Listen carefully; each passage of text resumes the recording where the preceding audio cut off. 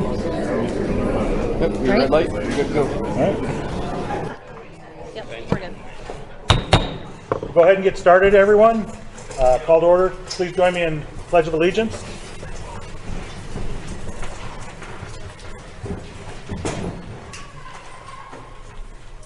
I pledge allegiance to the flag of the United States of America and to the republic for which it stands, one nation, under God, indivisible, with liberty and justice for all.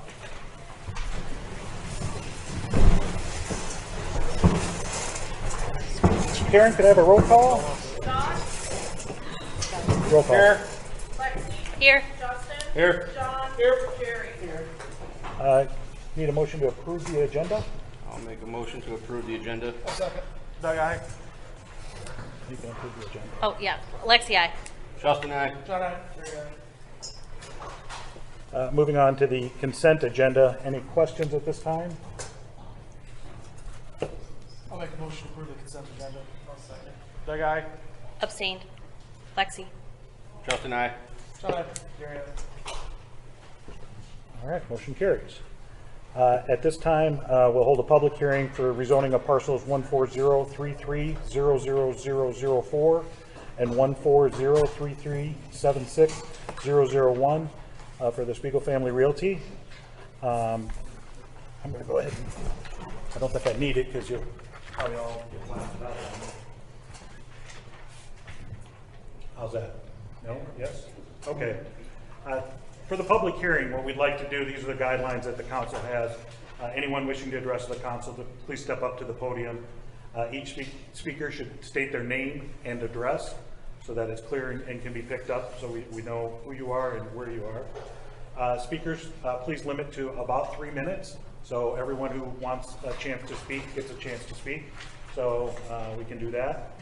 All comments and questions should pertain to the topic at hand, not off on something else. So if we kind of hear something heading another direction, we may ask you to kind of circle back to what the topic is.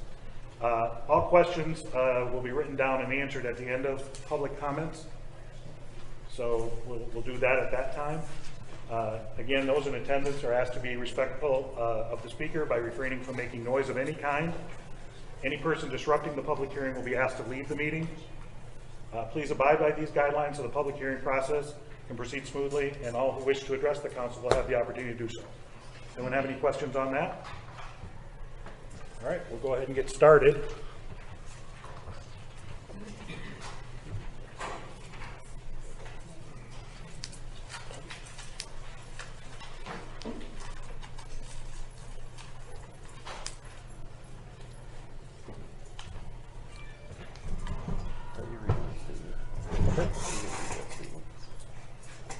That was kind of going to be my statement.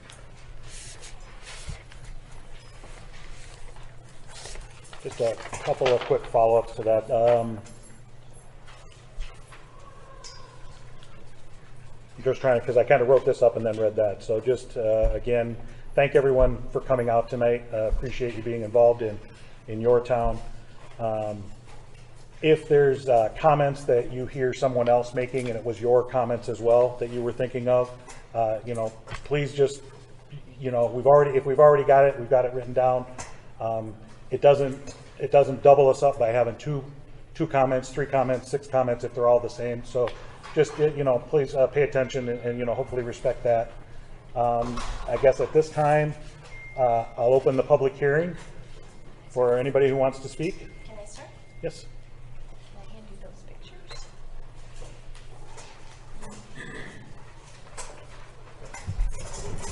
I'm handing out some pictures of our properties. Your name and address, please. Oh, sorry. I think the microphone, I did shut it off, so I didn't plunk it. Sorry, I'll start again. My name is Peg Harbaugh, and I live at 111 Cox Springs Road in Peosta, which is less than 200 feet from the blasting zone. I handed out pictures to you to show our view, some of the damage to the property around our home and the road, our home in relation to the proposed rezoning area, so you can get an idea of where we are. As a home and business owner in Peosta and a resident who lives the closest to the proposed proposed rezone site, I have a lot of questions and concerns regarding the rezoning to this area into heavy industrial. I want to make it clear, I'm not fighting AJ Spiegel and I'm not fighting development. I'm fighting a heavy industrial zone across the street from my home that could cause irreparable damage to my property, its value, and most importantly, the safety of my family. There is not another property in the city that experiences the fallout from the mining like ours does. We live on 18.86 acres we bought from AJ Spiegel in 2014. We paid $450,000 for our property, which was $50,000 above the appraised value at that time. We have since invested over $300,000 improving our country home. We felt like this was a wonderful investment, a half a mile from town on a hard surface road. It was what we had prayed for, and we found it. We bought a house on a hard surface road on purpose, so there was no gravel. It had a beautiful view, and it was an impossible property to find. I know because I'm a real estate broker. I brought a bunch of people to Peosta. I write about Peosta. I worked in this industry for 22 years. We've grown our family and farm here. It's our home. We operate a farm and goats on the go to Butte, which is a grazing business. We have 4 kids, 200 goats, 15 head of beef cattle, 30 chickens, a dog, and 7 cats. We take a lot of pride in our home and have enjoyed the country views and fresh air. When the rock mining is taking place, we can no longer open our windows because of the extreme amount of dust. One time last summer, I was mowing our front yard. The mower kicked up was so thick, I literally could not see. It was like a whiteout. I had to stop and let the dust settle before I could continue. We invested in this property long before there was blasting across the road, and over the years, it was supposed to be a subdivision, then a retirement community, then a therapeutic horse operation, and then the trucks rolled in, we got notice, and the blasting began. I went to the first council meeting regarding the blasting, and we were in essence told it was private property, this was not a quarry, and the landowner could basically do whatever he wanted because it was for his personal use, and there wasn't anything the city could do about it. As homeowners, by law, we are afforded a bundle of rights. I teach about this in my real estate classes. One of those rights is the right to enjoy our property, and that right is being violated. I work from home many days. I'm a real estate broker, and I also teach real estate classes online via Zoom. When the quarry is operating across the road, it can be very difficult to teach because of the noise. The blasts have also startled me and caused people on my class to ask, what was that? We've had grazing arrangement with AJ for nearly 2 years. We've always tried to be very good neighbors. Recently, when a complaint was filed about the blasting, it was assumed we filed the complaint, and we received notice from AJ's employee that we need to remove our stuff from his buildings immediately. We tried repeatedly to reach AJ and anyone who worked with him, asking to visit about the situation and make him aware we are concerned, but we never filed the complaint. We continued to get the message, and just the day before yesterday received a notice of termination of our agreement. Regarding Cox Springs Road, people walk that road, people bike that road, people use ATVs on that road. The elementary school is on that road. For the Dubuque County engineer, Cox Springs Road was not designed to withstand heavy equipment and traffic. More than that, one time a lowboy was double parked on Cox Springs Road right in front of our home. They were unloading 2 pieces of heavy equipment on the road because they couldn't make the turn into the quarry. There were no flags, no lights, no warnings, no person attending the traffic. I was holding my breath, waiting for an accident to happen as people come around the corner so fast, and they would have to stop very fast upon coming upon something like this. I feared for the safety of my family. Does someone need to be injured or killed for someone to listen to this? We have a private well. Per the Dubuque County Environmental Specialist, blasting can affect our water source, its availability, and its safety. Our well could be contaminated, and our well pump could be clogged. These are facts from 2 environmental specialists and 2 structural engineers. These are not reasonable risks we should be asked to take without further evaluation. Do we need to get sick from our water being contaminated before someone will listen? How much do we need to defend our home in the face of this? Doesn't it make sense? This is not a good idea. And now I have questions. If this is not a quarry, what is it?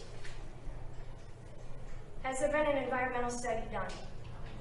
Has there been a study on the effects of a well as close as ours? Has there been a study on the effects of dust and noise on the environment and the health and the psychosis of the people? Has there been a study on the road, traffic, heavy equipment, safety, etc.? The road comes around a corner where the railroad tracks meet. It's my understanding that the road that's trying to be blasted into this area comes right out by those railroad tracks, which is also on a corner.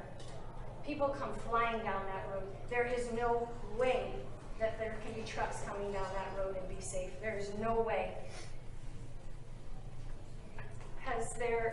Did taxpayers pay for Cox Springs Road to be resurfaced? The road was resurfaced in 2020. When this road is destroyed, will it be our problem again as taxpayers, or will that expense fall on the person who incurs the damage? If it has to happen, if a driveway has to go in, can it go somewhere else on the property? There's 300 acres of property over there. I don't think this is the best use of space. Has there been a study on the effects of Catfish Creek, which runs through that property and through ours? We have ducks in our creek. I keep hoping somebody's going to stand up and say, save the ducks. Don't save the people, save the ducks. Has there been a study on the effects of how the quarry will affect market values? I can do that study. Property values drop when a quarry is built. I've got research here to prove it, and anybody who knows anything about anything knows that's true. Has there been a study on the effects of years of blasting on existing and new structures? Has there been a plat for this residential plan submitted to the city? Where will this road be? Why was blasting allowed to begin with? And again, if it's not a quarry, what is it? And if it is a quarry, they're operating in Ag 1 zoning. In order for this to continue, it would have to be rezoned to M2 with an additional approval of conditional use. So as it stands today, permit from the state or not, it is unlawful for this quarry to continue to blast on property that is zoned Ag 1. So I don't understand why poor planning has to lead to quick decisions without any studies done to rectify any problems this could create. As it stands, it is zoned Ag 1. I read every page of the zoning ordinance, every single page repeatedly. Have the studies been done? When it was determined that blasting was occurring without the proper zoning, what actions were taken by the city council? Did the city council or zoning board act in accordance with its own policies regarding this violation? Has the zoning board and or council visited the site before, during, or since it was determined it was unlawful to blast there? If anybody wants to come to my home and see where we live and see how it feels and see what we endure, I welcome you. I don't think anybody in this room is as close to this property as I am. No, 12 to 14 letters in the whole community were sent out. 12 to 14 people are within 200 feet like I am.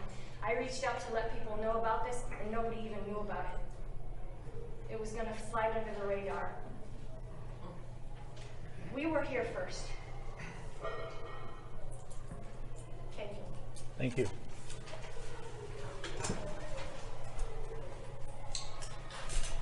Hello, I'm Jason Schuster. I live at 1120 Ione Drive.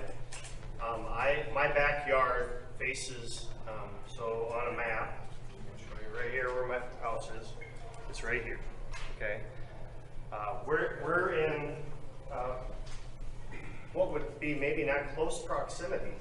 However, when I was working in my home in 2020, so when I built my home in 2018, this was nothing but excavation that was going on. In 2020, when really the blast started, I was working at home during the pandemic, and I felt the blast. I was so concerned that I went and met AJ at lunch to talk to him about it. At which case he said, it's not my problem, but here's the blasting company's information, business card, you can call them.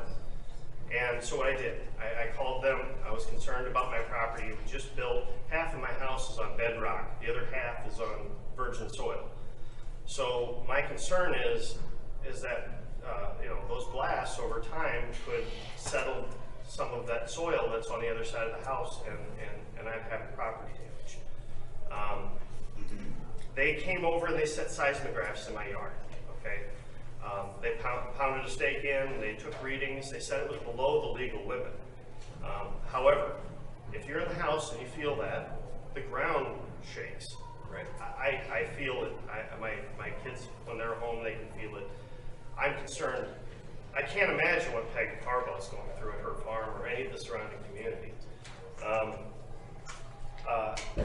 AJ is very special to this community. He's done a lot for this community. We wouldn't have this building, we wouldn't have a police station, we wouldn't have a lot of things in this community. And my point here is that I don't see the value of this in our community, the way it sits today. I don't see a value of a quarry. It's not going to create a bunch of jobs. It's not going to enhance the livelihood of our citizens. And I care deeply about how this impacts not only my neighborhood and Peg's neighborhood, but the other neighborhood across the railroad tracks, and any of the safety concerns that we have with the traffic in that area. Heaven forbid something happens near that school.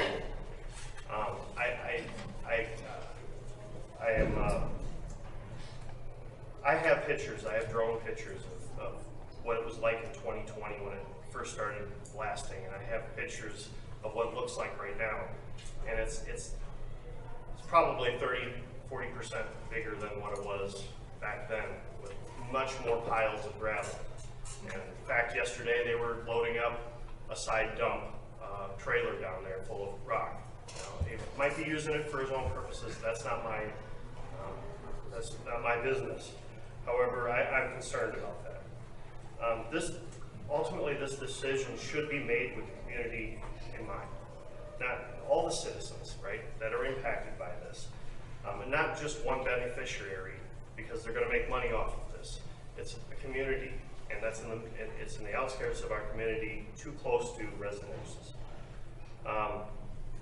So the other thing, and Peg brought it up, was only 12 residences got it. I was not close enough to receive that letter. I did not know until she was kind enough to email me and let me know that happened. From what I gathered from when I contacted the city said that there's two things. One, it may not be announced until 24 hours by law before this hearing. Not enough time to gather support and ask other residences. The other thing was not less than 7 days. It needs to be published in the Telegraph Herald. There's quite a bit of people here. How many here have an active subscription to the Telegraph Herald? There's about less than 20% of people that raise their hands. Times have changed. We're on our phones. We're a text message away or a Facebook post away from having that information so we can make better decisions. We can get that information out to the community more efficiently, and that's what we need to do. If something like this impacts the community, we all need to be aware of it and have time to digest and react. After I got the letter from Peg, I reached out to AJ. I called him to find out more facts about this. I emailed the city to find out more information because I had started to hear rumors. Right? I want to know if those rumors are true, if he was going to sell the property, if that gets zoned too, what does that mean for me long-term in my house and my value of my property? I've invested a lot in this community. I've been here almost 20 years.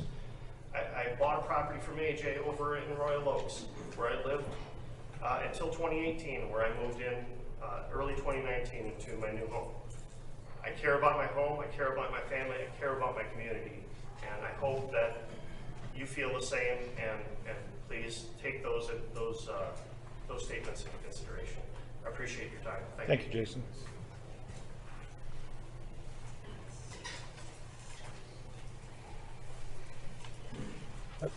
Deb McDonough at 967 Redbird Lane. My house is on the top of the hill. I overlook Peg and Tim's property. My house is an all brick walkout ranch, and the majority of my house is Kelcoat plastering.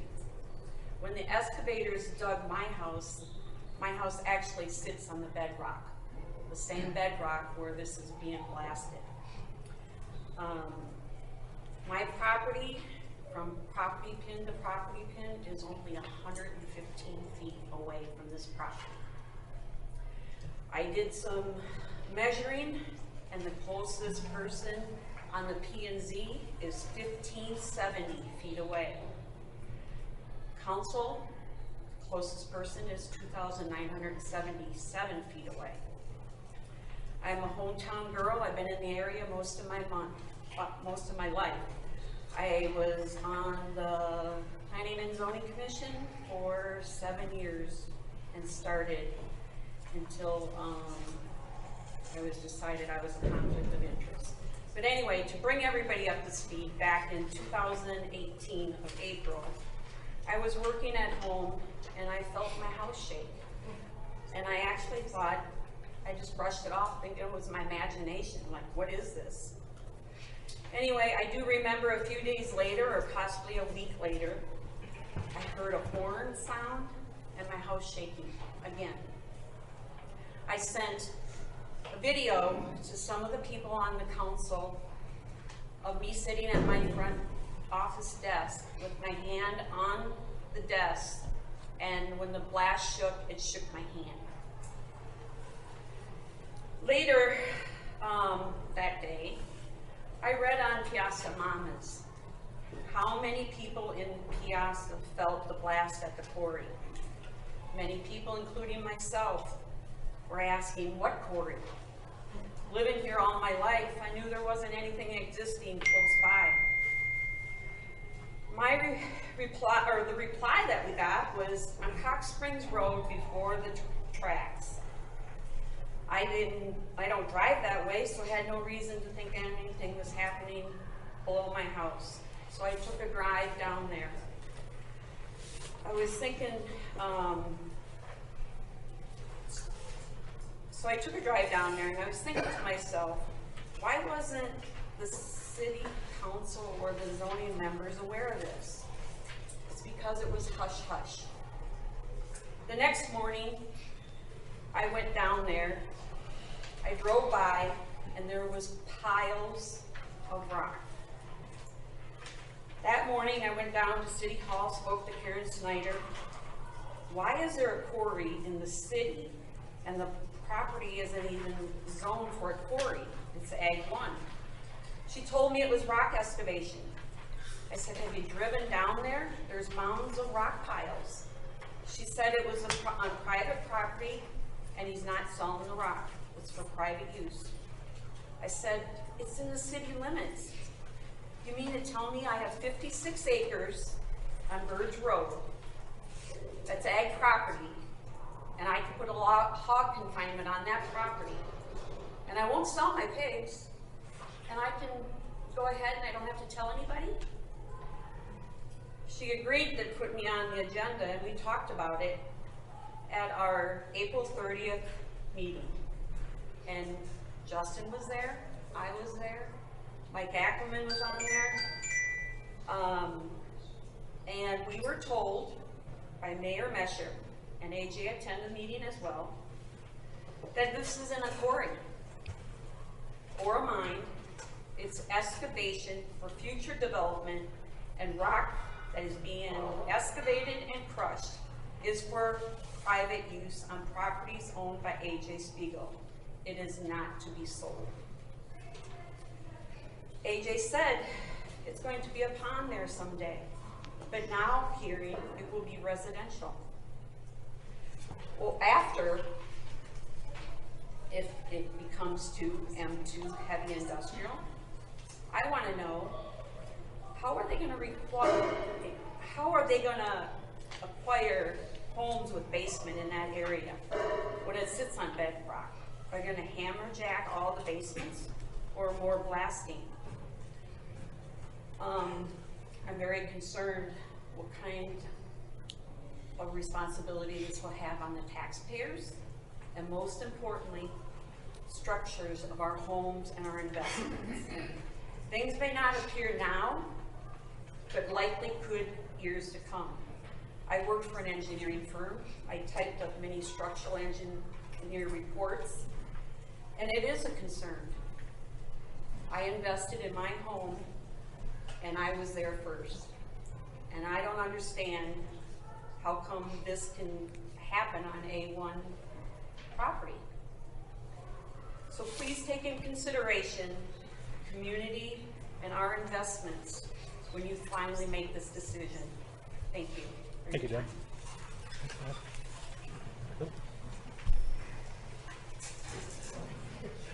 Hi. It's a race. I'll be building on 950 Redbird Lane, about 200 feet from the property. First off, rock excavation and blasting are two completely different things. Rock excavation would be hammering out the rock, not allowing someone to blast on the A1 zone. I don't even understand how you get away with that. And I more or less just have a lot of questions. First off, has the federal government, being so close to a railroad, been notified about this? Your waterways, that's a conflict. And also, your road, Cox Springs Road, heavy hauling on that. You guys literally tried 4 times to put a shoulder on just northeast side of the tracks, and it washed out. You literally sprayed oil on it, hoping the rock would stay. That road is not engineered for heavy hauling in any direction, and north or south, unless you're gonna veer it through the town of Peosta. I'm assuming you're not gonna want heavy hauling going through your town. Also, another question, Butte County just, for the Southwest Arterial, got a grant between the city and a federal grant of all of $160 million to revert traffic off of 20 without an on and off ramp. Now you want to put more traffic? How many accidents were there on the south side coming out of the Horsefield plant, or excuse me, the Barn plant? Now you want to put more traffic without an on or off ramp on Highway 20. Has any of this gone through Dubuque zoning? Who knows about this? Has the DNR been notified? Has the railroad company been notified? Like, this is, I want to know how it was okay for them to blast on A1. Rock excavation and blasting, that's mining, that's MSHL, that's completely different horse. And I just, also, me building, breaking ground within the next week, who's liable if my foundation cracks? Is the quarry liable, or is that just, kind of on me? And reiterating about the road, are we liable for that road now during the blasting? And are we, with heavy hauling traffic on it, do we have to pay for the renovations of it? You know you're gonna blow that road out. You can't hold a shoulder on it. I've worked on the north side of Cox Springs, and I'm gonna tell you, I'm familiar with the material underneath that road, and if it's anything like that, you're gonna have a whole lot of problems. You can't overlay that road anymore because you can't hold a shoulder on it as it is. If you're gonna actually do it right, you're gonna have to expand. You're gonna have to move your ditch farther to the east on the north side of the road, and you're gonna have a hell of a lot more problems than benefits of this quarry. It's just gonna cause problems. And legally, I mean, I'm scratching my head on how you were even okay with what has been done. And I see he's got it all stripped, ready to blast, ready to go, haul rock out of there. I mean, I'm just confused how legally you've gotten away with this as long as you have. And any information on liabilities, and is there scheduled blasting? Because I plan on putting my foundation up. If it's not backfilled, you're gonna crack it. Who's liable for that? Me? Because I really don't feel like that's fair. I bought this lot, I believe, going on 2 years now. Waited to build, now I'm building, and all of a sudden you're gonna try to rezone that to M2 heavy industrial? I mean, do you have permit, or what engineer signed off on okaying heavy hauling on that road? Did anyone look into that? Did anyone look into the conflicts with the DNR with the waterway? Did anyone look into the railroad? That's federal. Like, there's a lot of questions here, and if you're just gonna go ahead and rezone this without answering to any of them, you're gonna have a lot more issues than just my foundation. You're gonna be blowing apart that road. You're putting $160 million you just put in on the Southwest Arterial to get away from intersections going on to Highway 20. And now you're gonna put a quarry? What's gonna stop it? You rezone this. What if he just decides to sell it to Bard or something? They got a plant to the south, they got a plant off the cycle to the north. That'd be perfect for him. Do you realize how many problems rezoning this is going to cause for the city of Peosta? Is just mind-blowing. I wish I just had more information than all of a sudden I get a notification like, oh, by the way, we're going to rezone this AJ's Quarry to M2 to where anyone can buy it. Anyone can haul rock out of it. Before it gets rezoned, I at least need to have information on who's liable if my foundation cracks.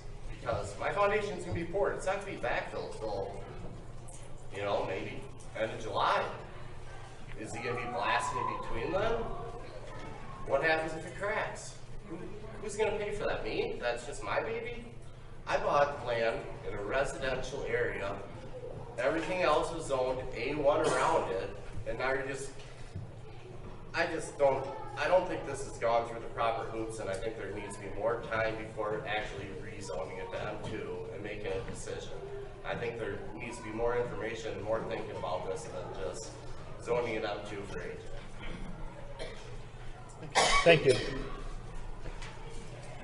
We're going to let him go. He's been trying. I'm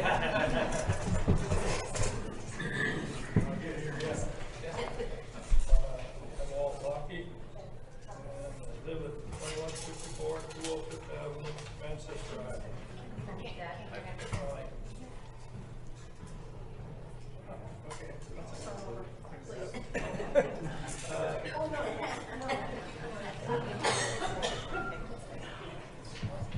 There you go. Make noise now. Can you start over? Could you get your name again? Okay. My name is Walt Lockheed. I live at 2154 205th Avenue, Manchester Drive. I'm here to proudly represent my daughter, Peg Harbaugh, and my son-in-law, Tim Harbaugh, and their family, Madeline, Eli, and Kate, and Willie. They're a beautiful family. First, I would like to compliment AJ Spiegel for all that he's done for this city of Peosta. When I was a kid, I had an uncle and aunt and cousins living in Peosta. We visited them often. I remember what Peosta was like at that time. There was about as close to nothing in this town as it could get. I've known AJ Spiegel for a long time. Back to the days when he painted the feed store for my brother in Worthington, Iowa. I painted that same feed store years later. I'm not a painter. I spilled a bucket, a gallon of yellow or of white oil paint directly on top of my head. But that's not the reason why I'm there.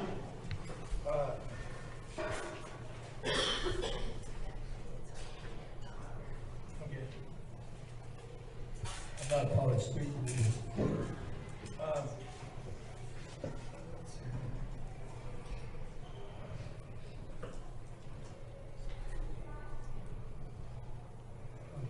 Back to AJ.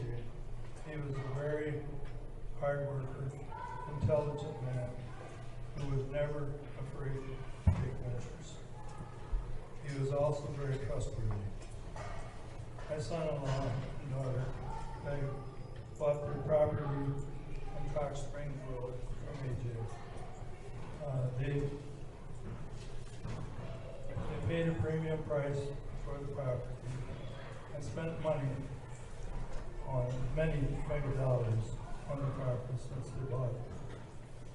When you buy a property of that magnitude and your major dollars on it are spent,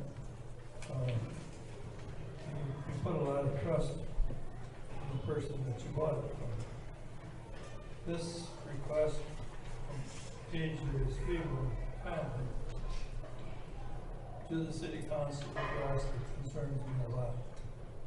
This request, if passed, would be very detrimental to the Harbaugh's property and all the neighbors, as well as the city of Peosta. Blasting in a rock quarry can damage water, foundations, and plaster in a home. The vicinity of the quarry, I am simply appalled that just atheist people and his family would break that trust that Peg and Tim just put into them when they purchased their property.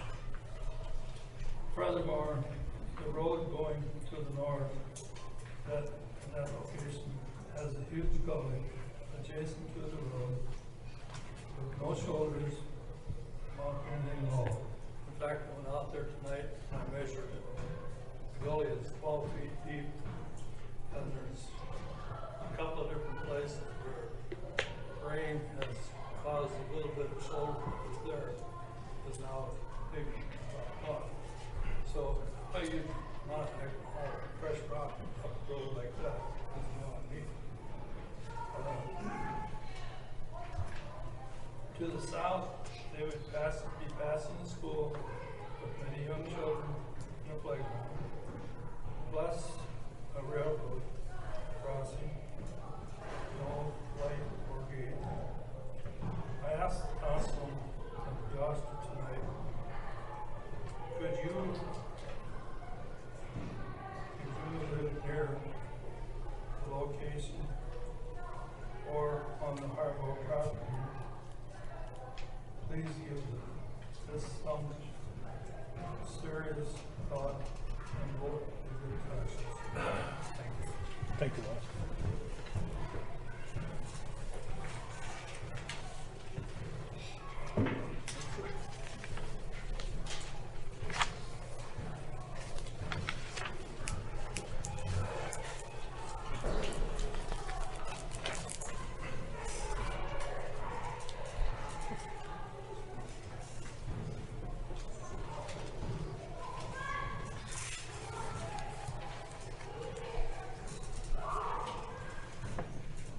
My name's Scott Keeter. I live at 656 Peosta Drive. Lived in Peosta for 18 years. I lived in Peosta for 18 years on 656 Peosta Drive. I hear a lot of opposition in the room, and I have a lot of friends in this room. I'm not here to make any enemies, but I think we kind of got to look at a little bit bigger picture, a different picture here. And the fact that it's a natural resource. I know you can move chickens, you can move cattle, you can move pigs, but these natural resources are available where they're available. You can't pick it up and move it. Also, the roadway issues.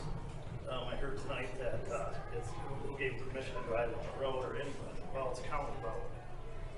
Legal axle weights. I mean, it's like telling me I can't drive down a public road. I don't think that's an issue. And then my background is I grew up in this industry. I have no benefit that or any dealings with that property, but mining is safe. We do safety stuff all the time. It is very safe. And then cost. When we excuse me, when we get looking at the cost of houses, fuel, groceries that are already expensive, why would we want to cut down something that can make natural resources more bountiful and less cost? And in closing, I understand that many neighbors close have probably some issues with it. However, we need to be good neighbors with other businesses. If it wasn't for rezoning, I think we wouldn't have a gas station in town. We wouldn't have a grocery store in town. So I don't know what the difference would be with rock quarry. Or black and quarry, if you want to say, not quarry. And I guess if anyone doesn't want to live over there, I'd gladly trade them houses. Thank you. Thank you.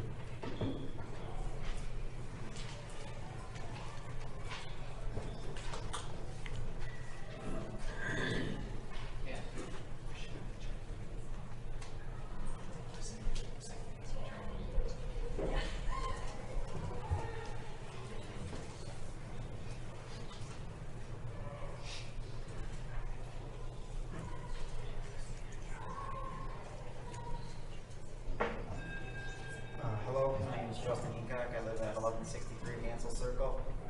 Just recently purchased a lot on Ione and I'm building a house. So there's cause for concern for me. Lived on Hansel Circle for 16 years. Like everybody else, they were, doing rock excavation, no big deal. Little pet project, somebody's having fun. Every point that everybody's brought up is a real good point. I'm not going to waste your time with the same questions. My question is, what's the long-term plan? What's going to happen in 5 years or 10 years? Because I don't know much about the rock quarry industry, but I can guarantee you all the big quarries in town, they have a 5 or 10 or 15 year plan. They know how big they're going to be. They know what's going to happen. So if we pass this, and let's just say they blast this summer and next summer, well, what happens in 10 years, 15 years? How big is it going to go right to the boundary? And how big is the buffer that you have to have? Because right now, I'd say that quarry is about as close to the houses that it should probably be. I don't know legally, but that's my personal opinion. And I guess I really don't have much more to add. I didn't really put much thought into this besides I want to know the long-term plans because he owns, the Spiegel Family Trust owns a lot more land everywhere around there. There's a lot of room for growth. So, thank you. Thank you, Justin.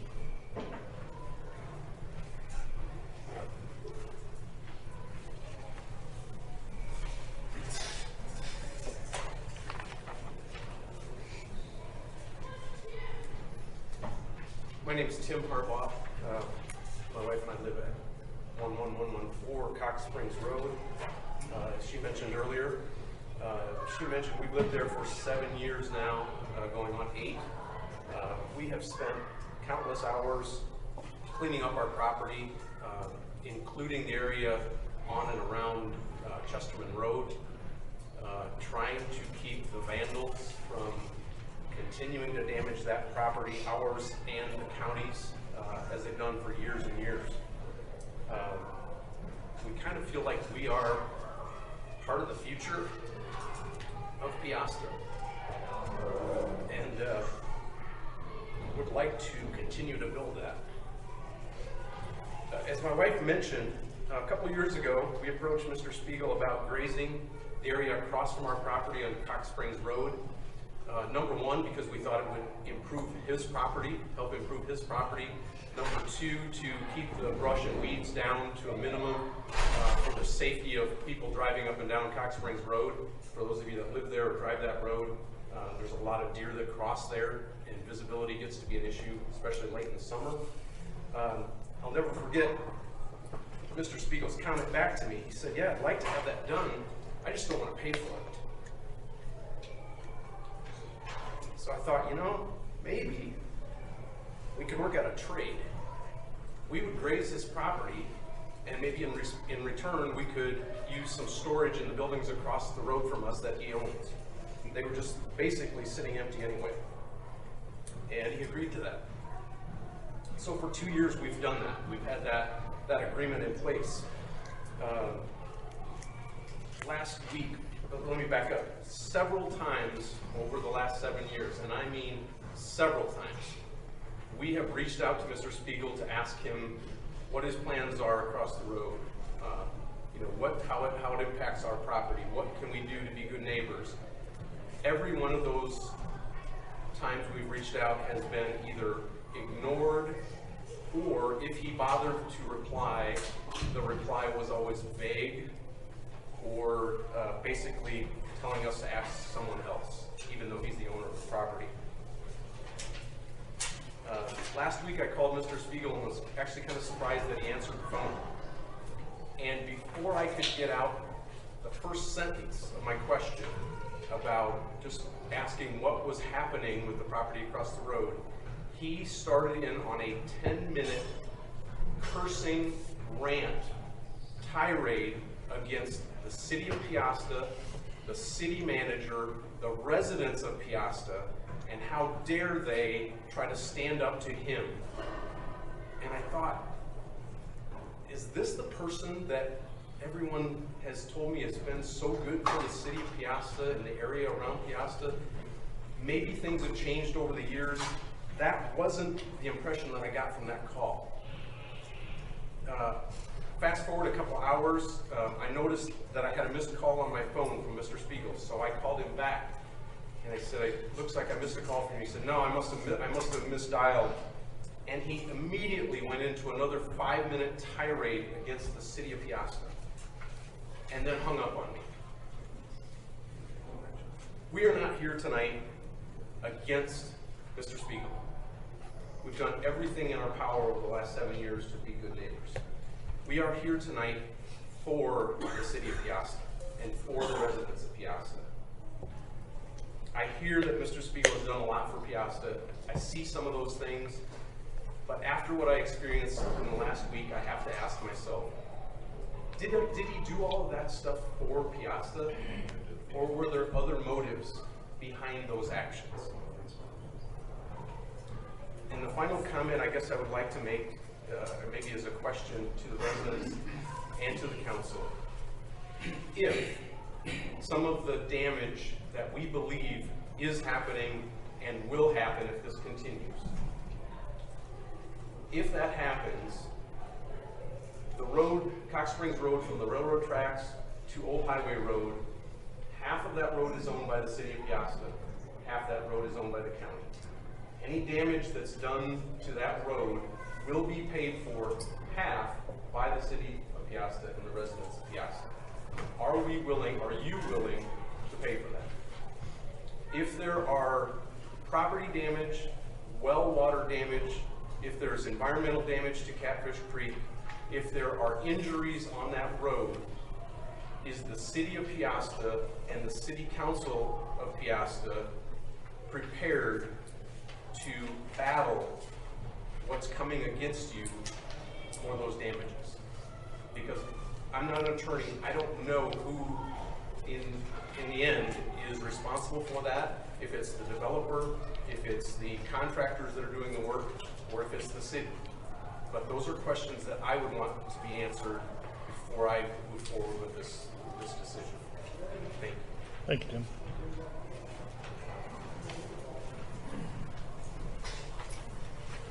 I have an additional question. I have the seismograph put in my yard, and I did talk to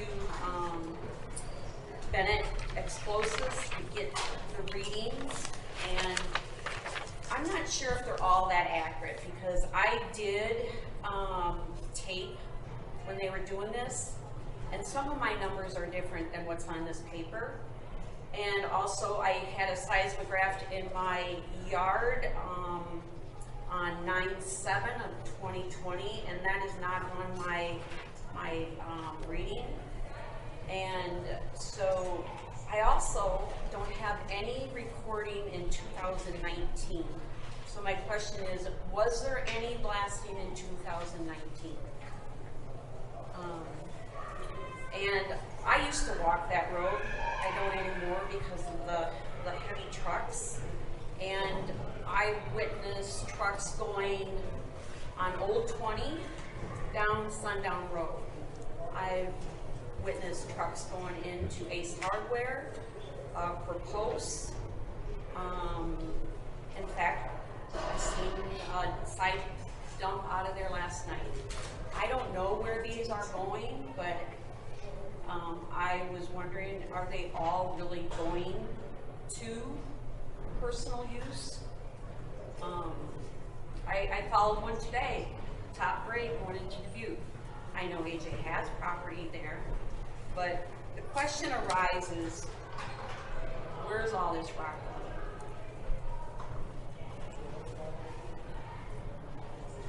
Thanks, Deb.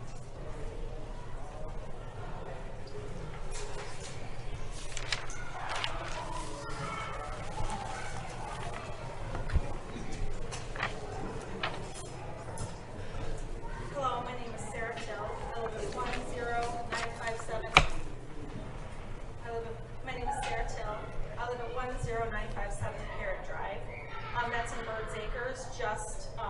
I'm meeting some of my neighbors here just today. I've seen them. We moved there. We lived in Peosta here on Ring Drive, next to the baseball field. We built there, and we knew where we were building.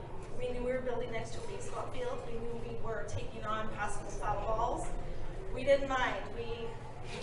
we're really excited to be community members in Peosta. We decided to move in September of 2020, and we took a long time to decide where we were going to go. And we selected this home on Parrot Drive. We were thrilled. Again, we knew exactly what was around us. We felt really good about knowing what was going to be around us because we plan on being in this home for at least another 10 years. So we moved in September of 2020. I'm not sure what time after that, but I'm a working mom. And I was at work, and my kids called and said, "Mom, something struck the house." Of course, I panicked, thinking, "Oh my gosh, what could it be?" Didn't know. My older son, who's an adult, was home. I called him. I said, "What's going on?" My daughter called and said, "Something struck the house." He said, "Mom, every single thing in the house just shook, but there's nothing around it. I just looked." I thought, "Oh my gosh, I'm gonna have to figure this out," but you know, it could be Mother Nature, right? Saw a post later on Facebook asking, and someone answered, it was a blast. It was a quarry blast. And I remember thinking, "Oh my gosh, how did I miss this? How did I miss that there's a rock quarry?" And we thought we did our homework, but that's okay. I guess, we're here now, and I just accepted it. I haven't thought anything more about it, and when my family has felt the blast, we just hasn't known what it is. I have not personally felt it. I have not been home for it. So then when the notice came out about this meeting, and there was some information that came out, I'm going to say it sounded a little angry. And so I did want to get both sides of what was going on here. But when it came out, my first question to the group that sent it was, "Are you telling me what was going on?" Because it said, "Don't make blasting illegal." And I was like, "Are you telling me what's been going on is illegal? Because if it's illegal, this has to stop." That's what I'm thinking. So I came here tonight to just make sure that this doesn't, continue. If it's not legal, I mean, there's no reason if something's happened and it's gotten away for so long, that happens. I understand that. You guys do a really good job.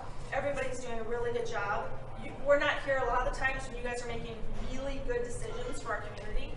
So I understand that, we're all here today, but this should not continue if it shouldn't, and it's A1. It's okay to stop this. I mean, it probably needs to stop now, but it's a very slippery slope to go and make this, I'm going to say the wrong thing, M2, really slippery slope, bad decision. And you guys make so many good decisions that I hope this one doesn't take place. Thank you. Thanks, Sarah.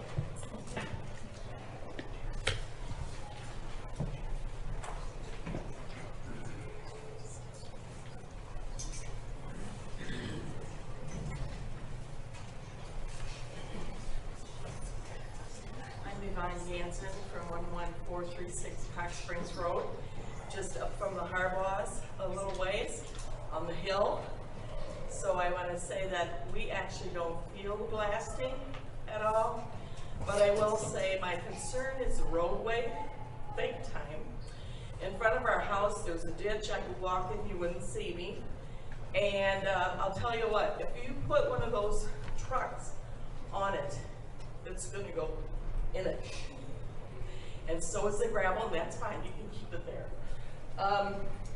This man who talked about the roads, you ought to hear that and record. That's recorded. Listen, listen, listen, because he tells it as it is.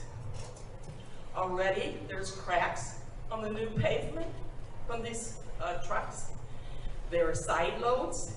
That means they're like 3 semi-truck loads. They're all heaping, which means it's overweight.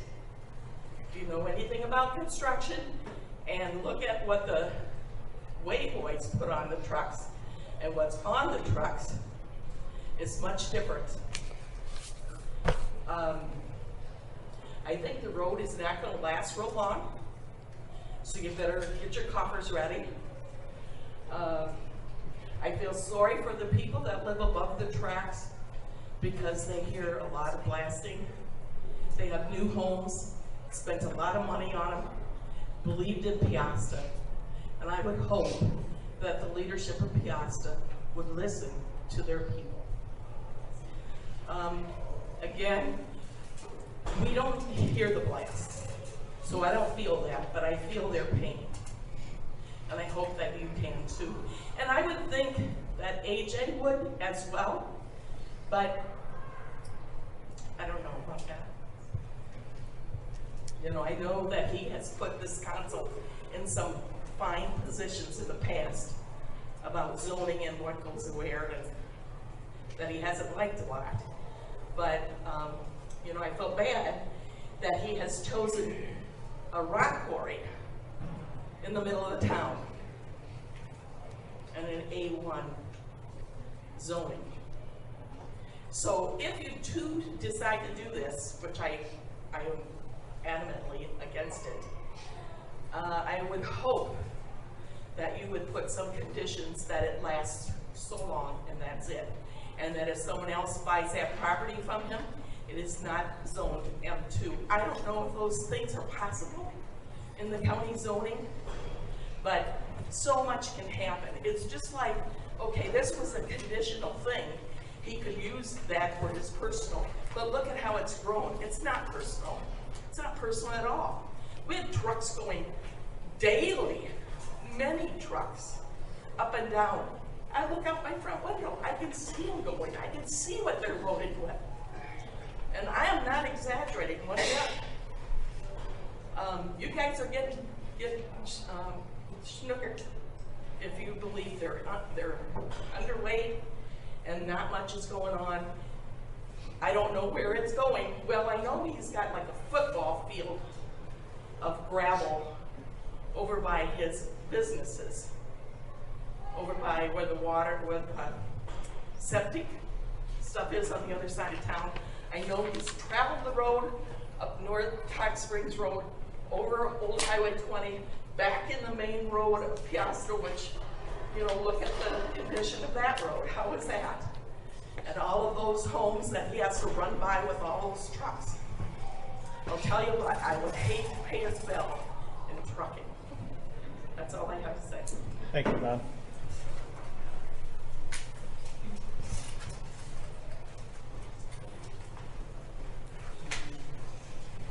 Hello, my name is Todd Horsfield. I'm with Top Grade Excavating. We do a fair amount of the work for AJ on various projects around town. I want to clear a little the air here on the safety features that are being brought up. That first and foremost, our drivers, we work in a safe manner. I challenge you to contact the DOT and look up our record. We are traveling past DOT people every day with these products wherever they're going. I challenge you to look that record up, and I also challenge you to ask the police officer how many of our drivers he's had to give a ticket for speeding. Thank you. Thanks, Todd. Don't go there. Lots of people speed there. Don't go there. I just had one more question. What is the reasoning of rezoning it from A1 to M2 now? I mean, I'm just wondering if maybe you zone it M2, what's going to stop AJ from putting up a ready mix plant there? Now that Bard is the only seller in the area, you can't get concrete from anyone else on the truck delivered to you in this area other than Bard. So if you zone this M2, what's going to stop AJ from turning that into a concrete plant? Then that's not just a quarry, that's a plant. And that will cause a lot more heavy trucks on that road, also going on 20 without an on or off ramp. Next thing you're going to be looking at is on and off ramps there. Or, I mean, I heard there was talk about putting an on and off ramp there by Thunder Hills, but then you're trafficking through a subdivision. So that might be one thing you want to consider. Thank you.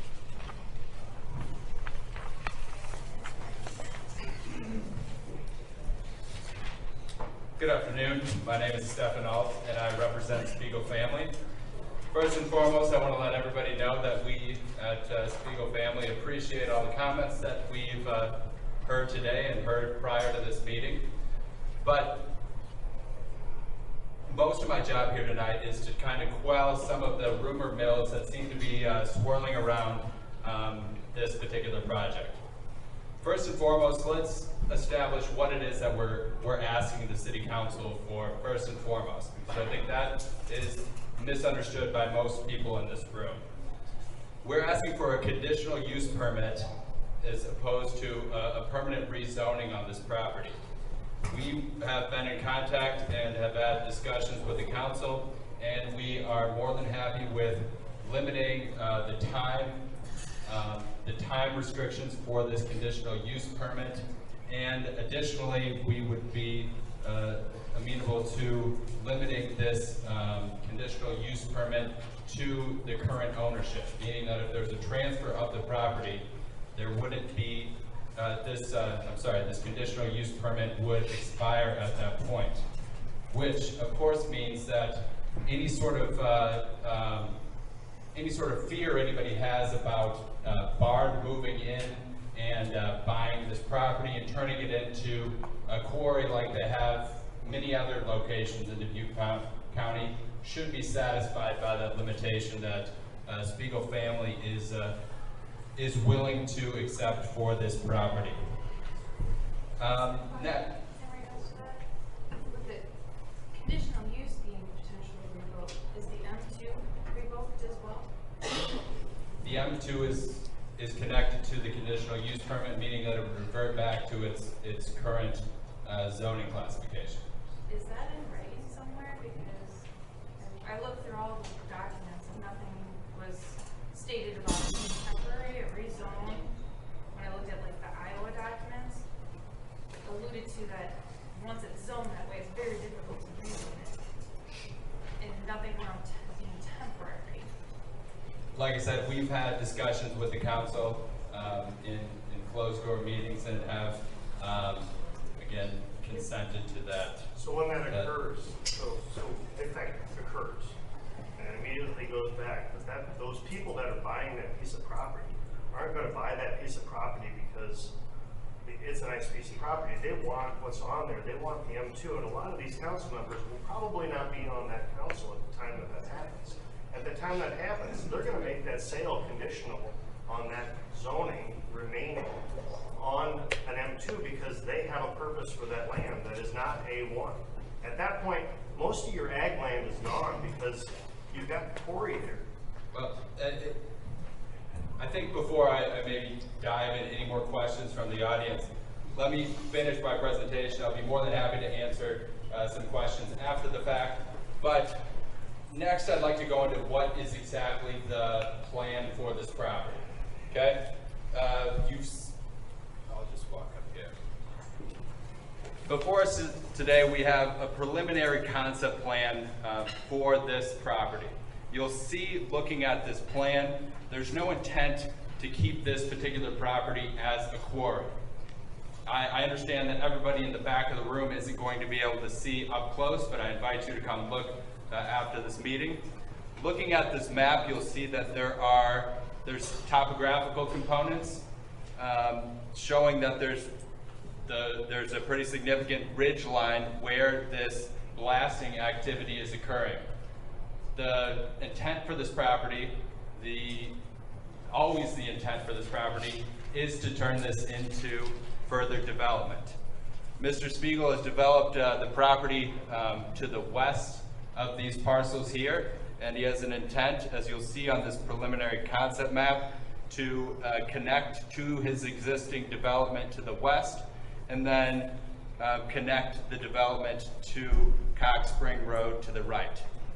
Unfortunately, for maybe the citizens of this community, in order to make a concept like this happen, blasting, or I should say rock removal, is required, and simply put, blasting is the most efficient way to remove the rock from this location. Next, I'd like to point out that this conditional use permit that's being applied for is limited to 2 parcels. The green parcels here, and if you were to drive by on Cox Spring Road, if you were to look at this property, or the vacant land, is made up of, a quick overview here, 7 parcels, all of which are owned by Mr. Spiegel or one of his entities. Again, this conditional use permit is limited to only 2 of those properties. And the location of the blasting is further limited by the DNR permit that Spiegel family has obtained in relation to this property. That DNR permit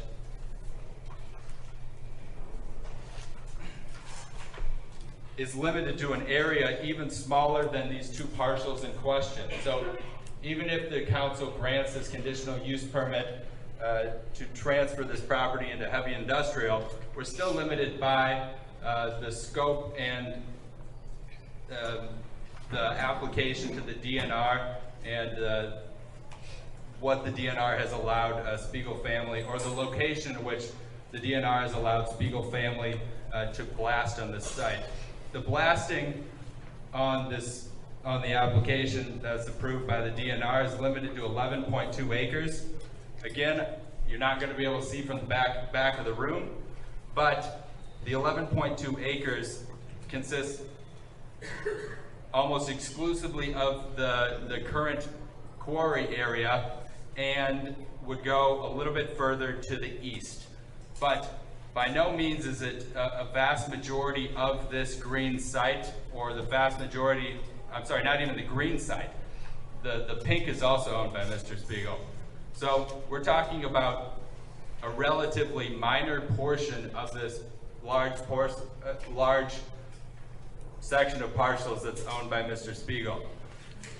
Again, the blasting is an unfortunate means to an end. In order to develop this property, in order to grade this property, rock removal and, in our opinion, blasting is going to be required in order to make that happen.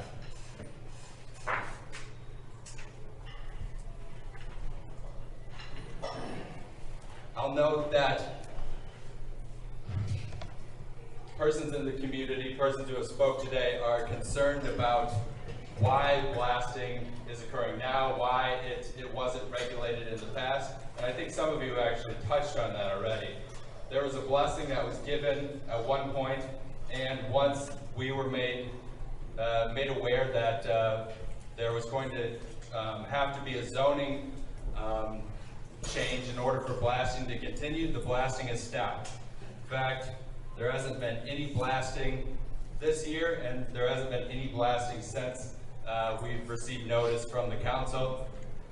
Spiegel family's not trying to do anything to do anything below board. We're trying to appease the council, the citizens of Peosta, and this is the manner in which that was prescribed to us. We're going to abide by what the council has to say, and hopefully they understand what it is that we're doing here, or what we're trying to accomplish here. Let me go through my notes and see if I can answer a few more of your questions that were proposed.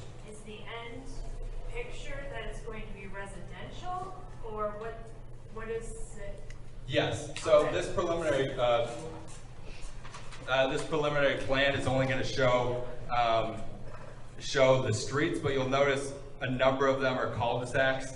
So yes, it's going to be residential, and we'll have to have it rezoned for residential once we get to that point. I have a question for you. I live across the street from this, right next to the harbor. We share a lane. Okay. A fence. That's a nice new fence. Anyways, what percentage of the blasting is already done that you want to get done? I'm not an engineer. Unfortunately, I can't answer that question.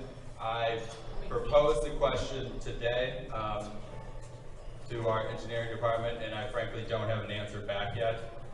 A lot of these questions and concerns have rolled in rather late in the game, so unfortunately I don't have a specific question or a specific answer to the question like that. Will you be liable for structural damage? I represent Spiegel family. I'm not. If you want to know about liability, you're going to have to find an attorney of your own. So the Spiegel family, is willing to ruin our houses to put up some more. Yes.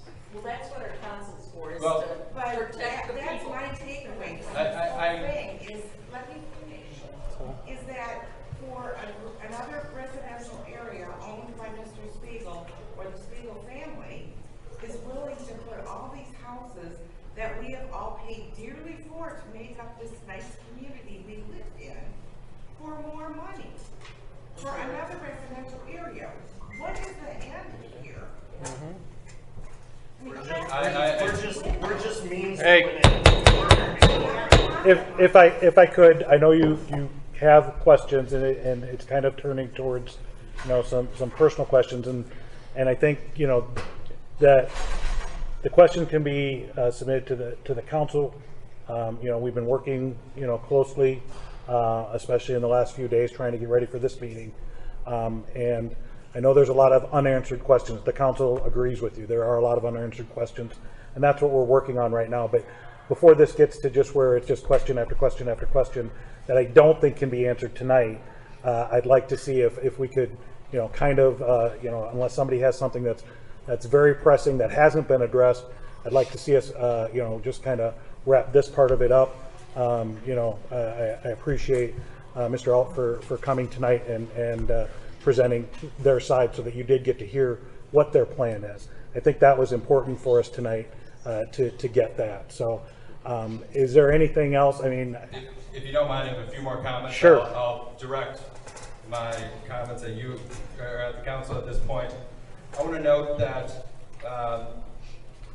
Spiegel family has gone over and above what would be required of them in order to make sure that there isn't any sort of potential damage done to any surrounding properties. As noted by a member of the community, there's been 5 seismographs placed at various locations surrounding this property. Those 5 seismographs have shown highest readings of 0.4 particle velocity vibration frequency. The maximum legal level would be 1.0. After the highest reading of 0.4, the blasting was actually scaled back to further mitigate any sort of even nuisance to any of the neighboring properties.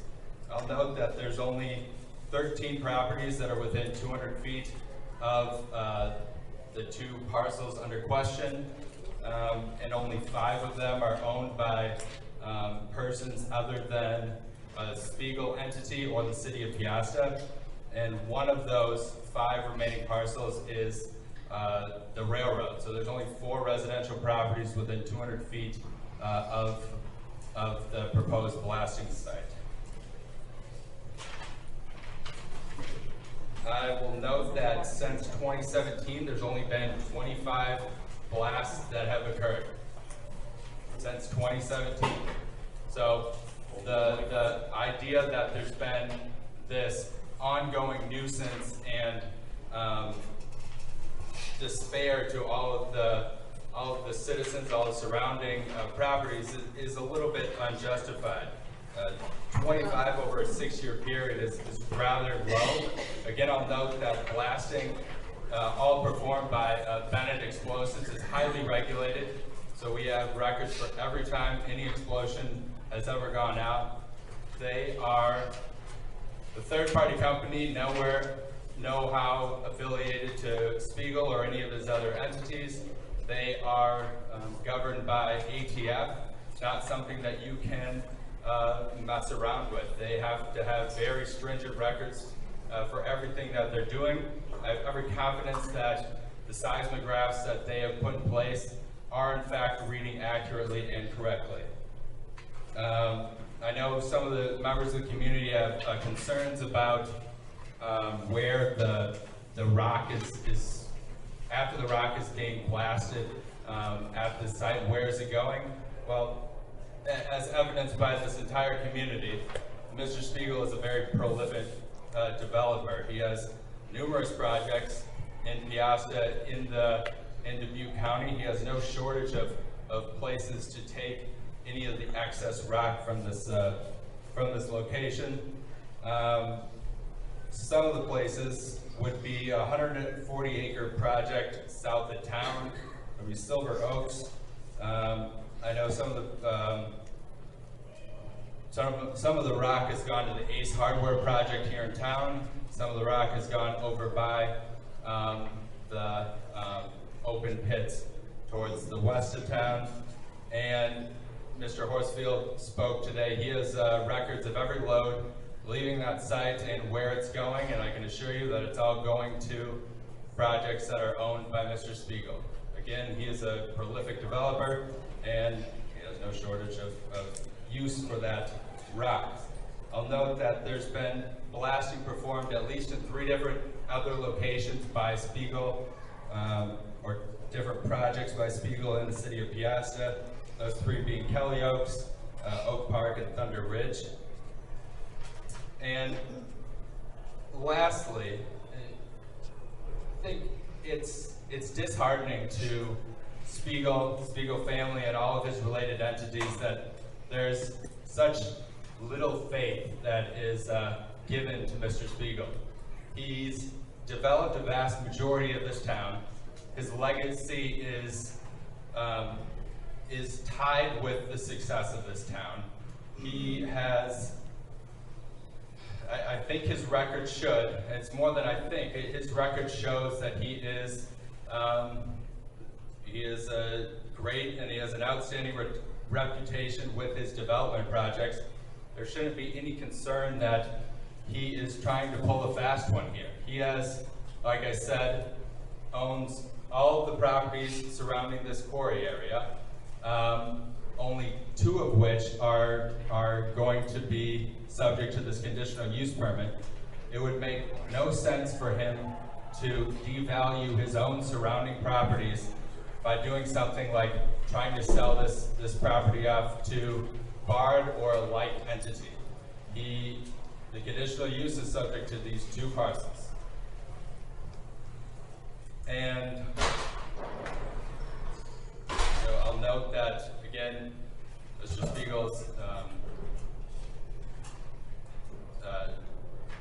Spiegel's commitment to this community is hard not to notice. You look around everywhere. There was an implication that he's only out for the money, or he's only trying to do what's best for him. The evidence is everywhere. Literally, this building is donated by Mr. Spiegel. So to think that he's not in it for the community is, like I said, truly disheartening. Thank you. I have one more comment Sure, about go ahead. the well water. Okay. There's a couple more notes that I wanted to make. Now I'm realizing I'm one of 4 letters that went out. 4. I'm one of 4. The last week of my life has been hell, trying to get people to understand what's coming before them. For me to understand what could potentially happen across the road. I promised I wasn't going to get emotional about this because emotional is easy.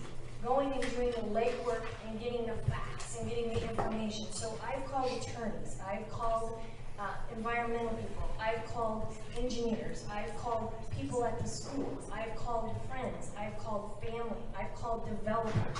I've said, you know what exactly does this look like? Because I want to come in with a reasonable response.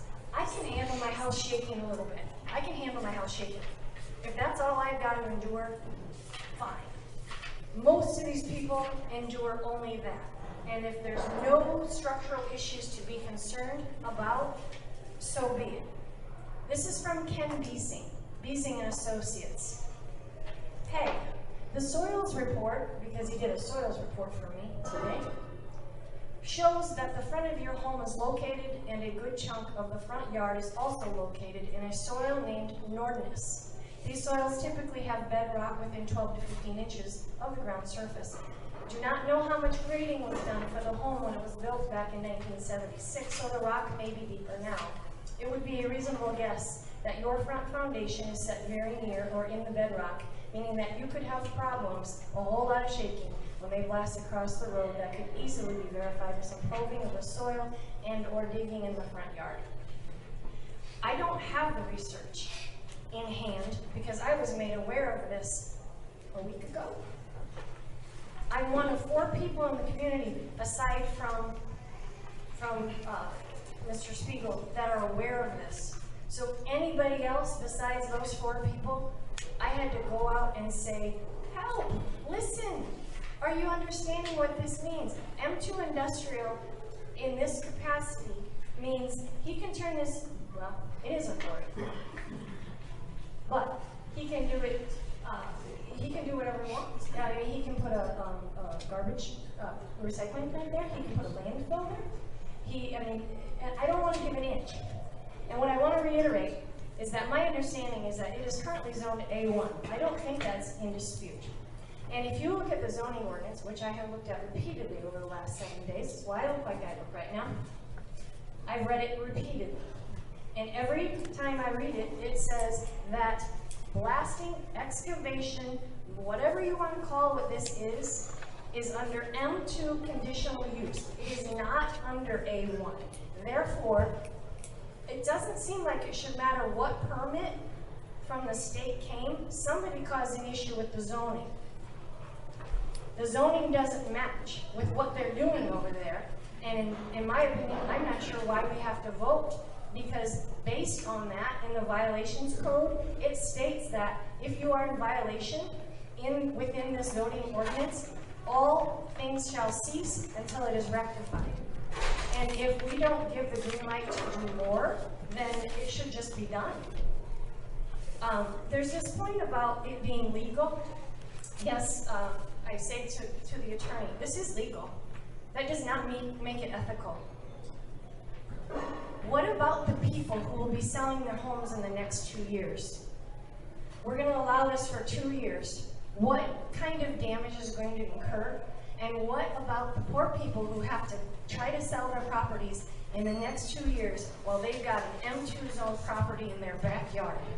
The research that I did said any blasting can affect foundations for up to 2 miles. I'm 200 feet. Most of these people are within 1,000 feet. This can shake foundations for 2 miles, and no research is going to be done on behalf of the residents to say, you know what, let's not do this right now.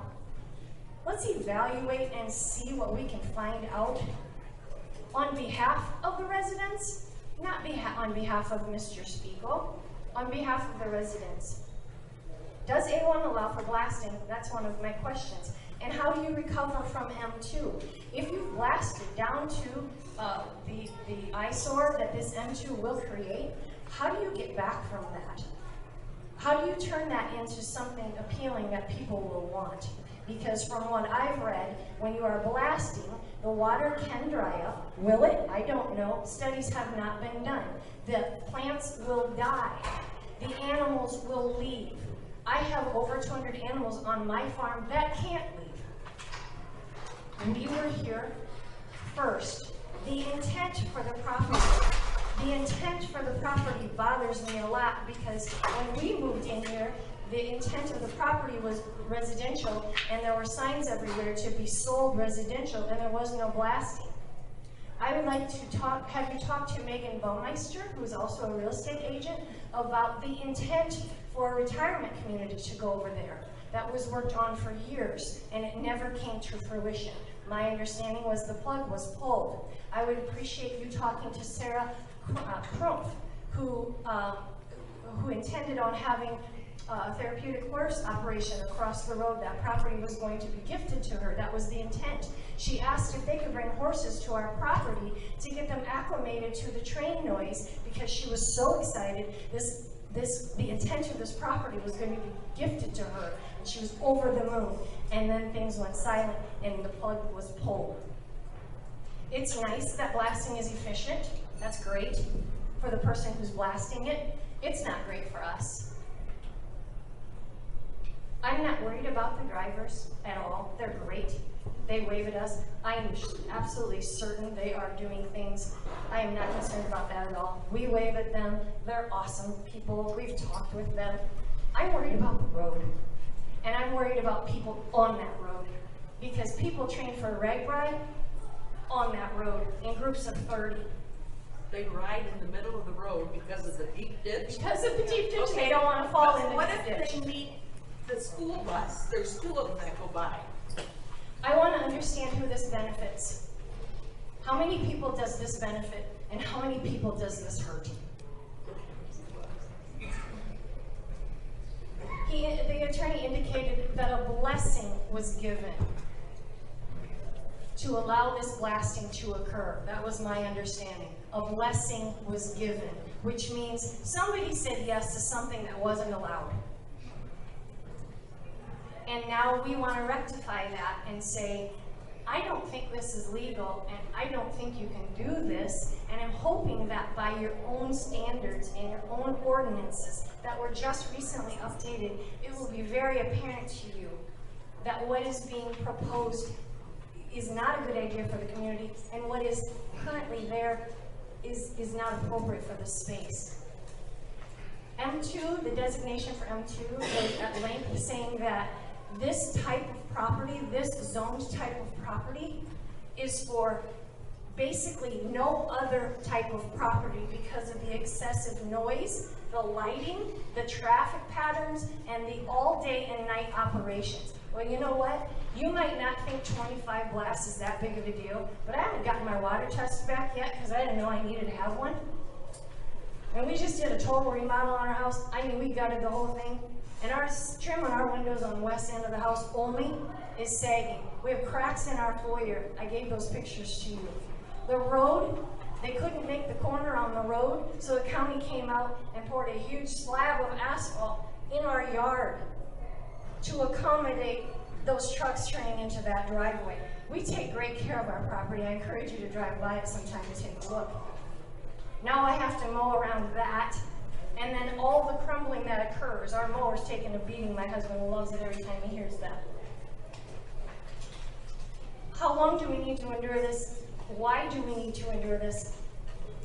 And how many blasts are we going to endure under M2? Thank you for listening to all of my questions. I appreciate it.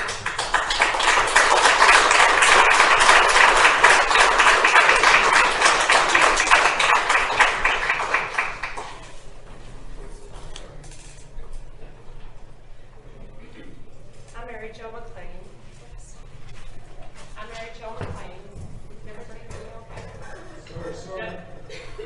I've worked for AJ Spiegel for 15 years. Peg had mentioned that, resources available to the residents and what might be available to you. I just want to reiterate that to date, all seismograph readings have been well under the legal limits. Somebody else reported some maybe inaccuracies based on readings they took or have taken. As we stated, the blasting is regulated federally by the Bureau of Alcohol, Tobacco, Firearms, and Explosives. At the state level, it's regulated by the Iowa State Fire Marshal. I encourage you, if you do not trust the readings, go ahead and contact Iowa State Fire Marshal. What they will do is they will come out and they will do their own investigation. They'll set up seismographs right next to the explosive company, and they will do their own analysis and compare it to the blasting company. So, like I said, it's very transparent if you don't trust what the readings are that are being read, and we're very confident that everything's documented well. Like I said, it's federally and state regulated, so I just wanted to let you know that that resource is available to you. Thank you for that information. We, in 2020, when I felt it, I took a drive down and met West Company and was it Bennett. And I had to ask them, because I was so concerned, and this was like everybody just described, it was like earthquake, to come up, and what can we do to be reassured?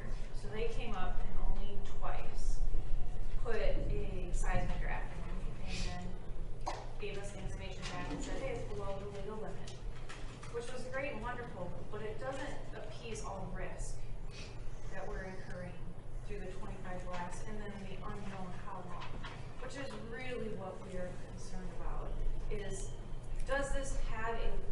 Is the benefit of the residential worth the risk of continuing the authority? And as a homeowner, even though it's under legal limit, there's still a risk. And there's still areas in our house that we question all the time. Is this because of the blasting? Drywall cracks, etc. We built a lifelong this was short term and it's done in a year and we're all in agreement that we can endure. But we really don't know. We don't know how long it's going to go. We don't know that this will be the plan. We don't have any assurances. We don't have anything in writing that will be revoked, that everything will go back to Ag 1 or go to residential and all the good. So I'll be willing to give you the mic. I just wanted to let everybody know that that is available to you as a homeowner. Those legal limits don't give us assurance that everything will be okay. And I'm not a professional. I know. I'm just I saying. understand that. I'm just saying that It's you're set by you're state out there. and federal, so I just wanted to let you know that as a representative of Mr. Spiegel, And that I just wanted to give that resource. So I think everyone has done a great job tonight of expressing their concerns. I don't think the answers are here. I don't think Mary Jo has them. I don't think Stefan has them. I don't think anyone here has them all right now, because you're asking for something long-term. And at this point, I don't know where those answers come from. I believe that a lot of this area that was built on there's bedrock everywhere. So this was all done also in the past. So I believe, that's why that's the course that's been taken. Everyone's looking for something in writing. That's what we're working on right now. So that's what this is. That's why we're asking for your information so we can take that in and try and make these informed decisions. There are things that are being done. We don't have something written down that we can hand to you tonight, and that's. That's unfortunate, because this was a plan. How did we? If this plan is here and this vision is there, they should have an idea of how much more they need to go. So I know that question has been asked a few times, but we haven't gotten any feedback. And our fear is, how do you compact soil? You either roll over it or you vibrate it. And again, I think when we started this, we wanted to talk about what the subject was, and the subject is what's happening right now. That's something that I'm not in that field, so I don't know how that's done. When you get to M2 and we do 25 more blasts, what does that do? Yeah, and you don't have enough information for at us, this point. Right. We had no idea what was going on up until this point. We could only take the facts that were in front of us. It's going to go to M2, it's going to be conditional. We don't know anything else. And there's a decision pending really soon. So therefore, you have to assume what those worst cases could be and try to protect. Right. So we have no choice but to try to say, based off of what we know, this is not a good idea to continue. Okay. Any blasting. And I think that's what this was tonight. I think you've made that clear, and I think everyone took that in. Doug? Yeah. I'll just make a couple comments. These are more procedural in nature, just to clarify a couple things. Back to the discussion as to why are we here and why wasn't this done before. My understanding, and this was before my time, so we'd have to go back to the council of maybe 2018, the P&Z of 2018, the city attorney of 2018. There seemed to be an understanding anyway that if this was kind of personal use, personal excavation, personal blasting, if you will, that fell outside of any of these rules, and that was therefore permissible. Clearly, I'm speculating because I wasn't there. Maybe, I don't know if anybody in the council was around at that time or on the P&Z at that time that might remember, but we don't really know. Here in the not too distant past, I think somehow there became a complaint to the Iowa Department of Agriculture and Land Stewardship, I believe is the office, maybe the DNR, that generated some discussion about the use of this property. It was determined that it did fit the definition of a quarry under the state code and needed a permit and a license. So when that happened, and Annette and I talked, said, well, if it requires a permit and a license under the state as a quarry, therefore it's a quarry under our zoning, what does our zoning say?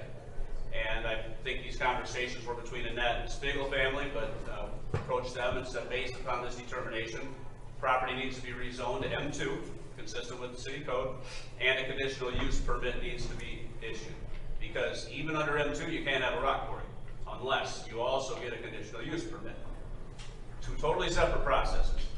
So where we're at tonight is it's already been through the P&Z to talk about rezoning. The P&Z made the recommendation that the council consider rezoning it to M2. P&Z makes recommendations, they don't make decisions. So the council gets that recommendation, they schedule a public hearing, take all of your input, They can do a couple things tonight or later, and I'll get to that in a moment. So the public hearing is tonight on the rezoning.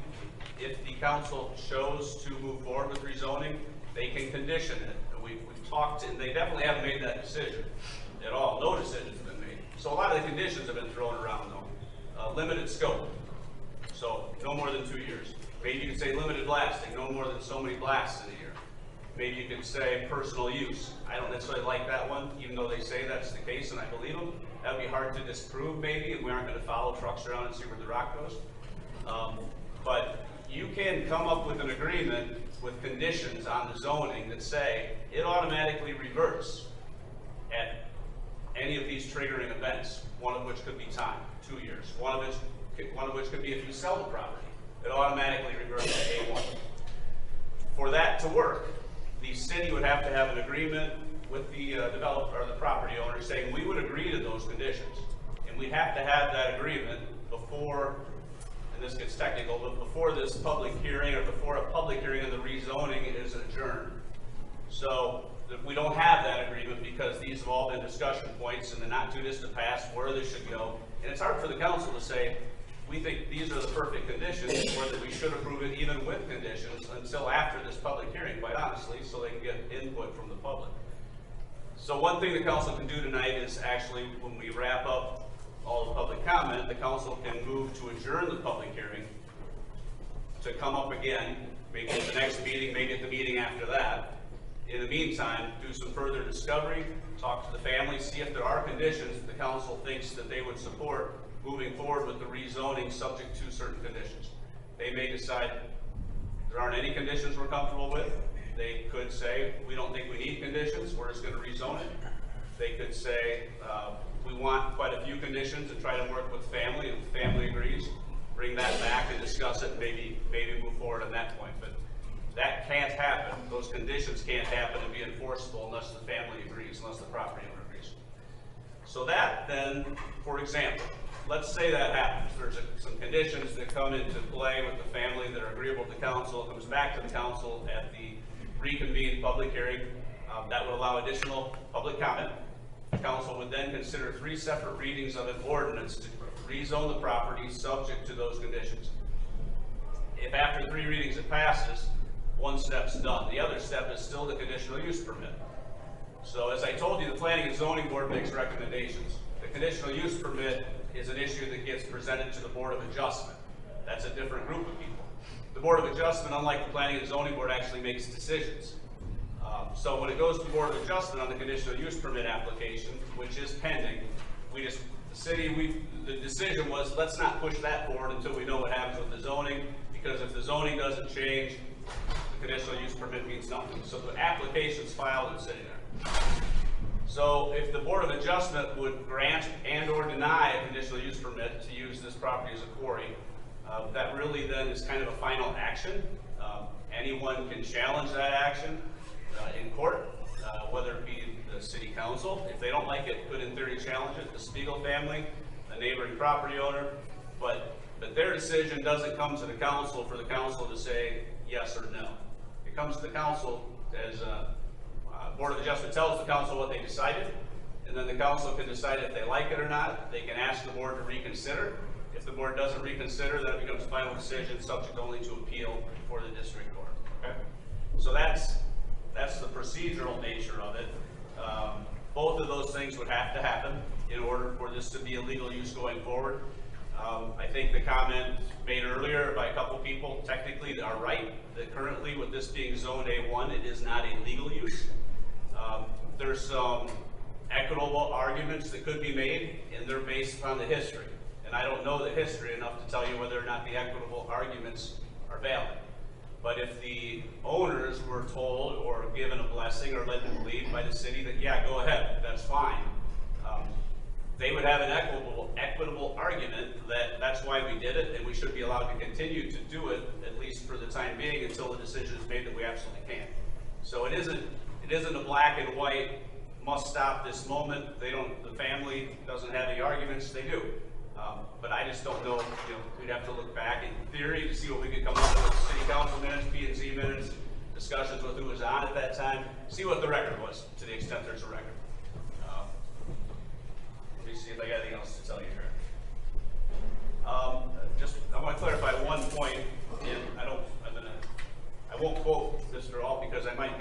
that something was said about the family has been in closed door meetings with the city. And I just want to point out that there hasn't been any closed door city council meeting minutes or meetings.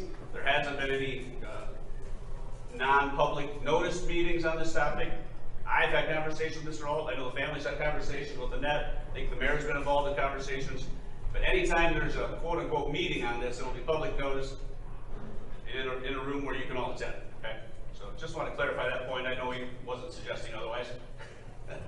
But that's what I think. Mayor, do you have anything else you want to issue for me? I don't right now, Okay. but hang tight. Go ahead. Is the county zoning office also involved in this zoning? I think the entirety of this property is located in the city limits. So it's all in the city limits, so it'd just be a All city. out of county zoning? Yep.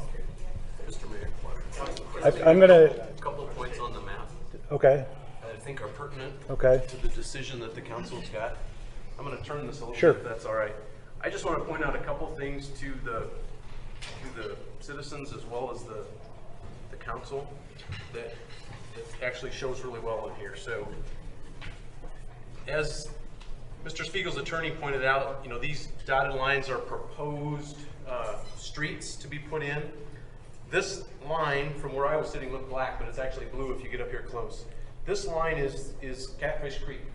That's the upper end of Catfish Creek that flows through our property, goes down Chesterman Road, eventually crosses Highway 20 through Dubuque and ends in the Mississippi. Right, it's this light color that you can hopefully see right here is the crater that's there currently. This street would go right through the middle of that crater, and I can tell you that right here on the edge of that crater is, my estimation, somewhere between a 25 to 40 foot wall. Now, how that's ever going to be the place for a house is beyond me. And I'm not an engineer, and I'm not a land excavator, so maybe it can be done. No, you're not. But I'm just pointing that out, Todd. I'm just pointing it out as well. That's where that is. That wall is right there. The other thing I'll point out is there's a tree line right here on the other edge of this crater, and there are at least 2 or 3 springs that come out of that hillside that feed Catfish Creek. Above that, there's very little water in that, and where it flows through our property, there is a substantial amount of water in that. That tree line where those springs come out is less than 20 to 30 yards from the blasting. So I just wanted to point those couple things out. Okay. The proximity of where all that is. All right. I'm gonna take one more. I have a question. I have petitions. Do I send those petitions? I have over 100. Do you have them with you tonight, Jason? I have them online. Okay. I have 109 online Do and you want, 4 written. just send them. Could you just send those to Annette? Yes, I will. Yes, thank you. All right, I think we're gonna adjourn the public discussion right now. What's that? One more? Okay. Yep. My name's Ryan Kramer, 7605 Kaya Drive. I really didn't have much intent to speak tonight, but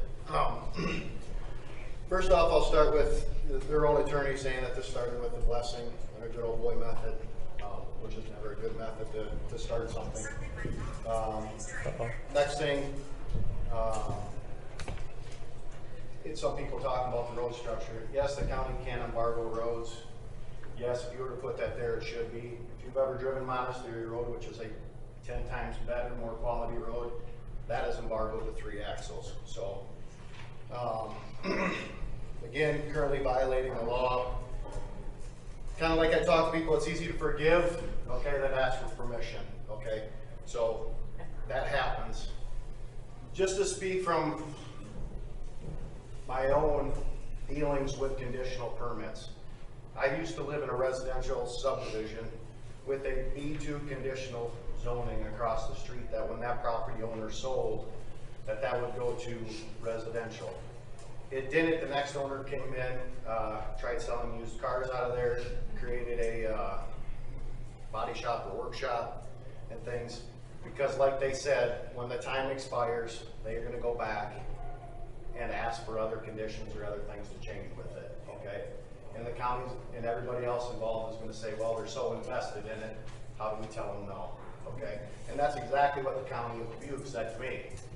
So for 2 years until the previous owner, the next owner sold their house, I had cars coming down our private road, which I had to pay for out of our covenants, okay, to fix and repair and do things.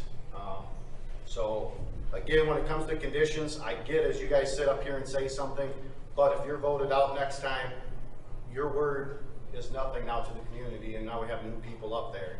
And I'm not saying anything bad amongst you guys, but what I'm saying is as times change. Some of you guys weren't here maybe when the conditions came on, but I personally dealt with these conditional zonings, and in the end, we could have sued them because the county didn't want to do anything, but us as homeowners at the time don't want to fork out the money, okay?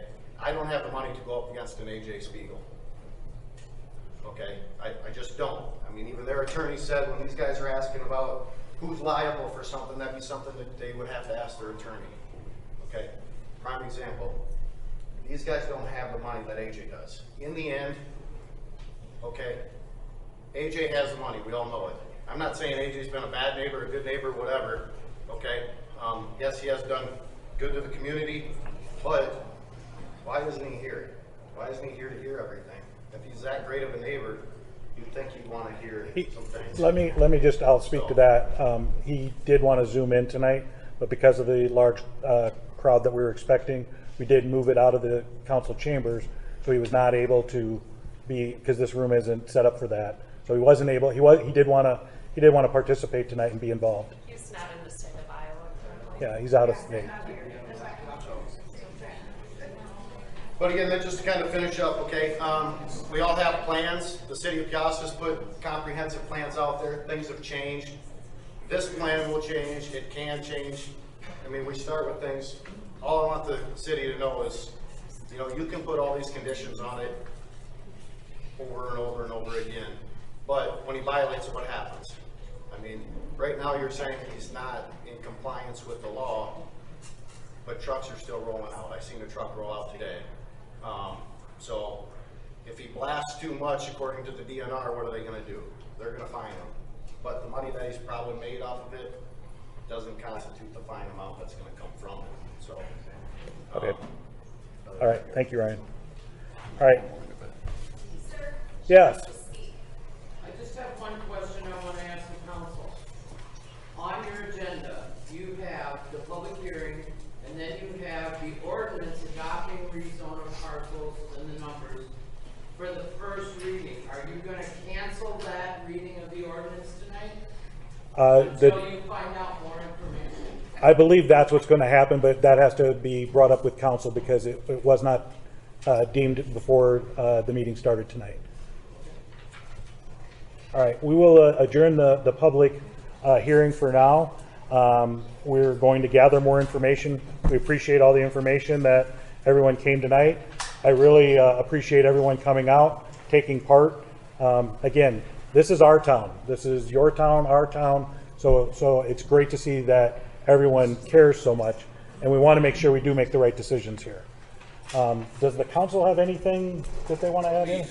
Yeah, sure. By the step of, instead of closing the public hearing, by adjourning it to be reopened at a later date, okay? So it's a process thing. If it was closed and the council went on to the ordinance and didn't do it tonight, there'd have to be all new public notices, et cetera, et cetera. So my advice to everybody who's interested, pay attention to the city website, pay attention to city council agendas, because whether if the council wants to explore more information before they reconvene this meeting, it might not be in 2 weeks, it might be in a month. But that needs to be decided yet, but this public hearing will be reopened at that time. So pay attention for notice of that. Really quick, when we inquired about it, and somebody correct me if I'm wrong, the agenda is required, what, 24 hours before a meeting?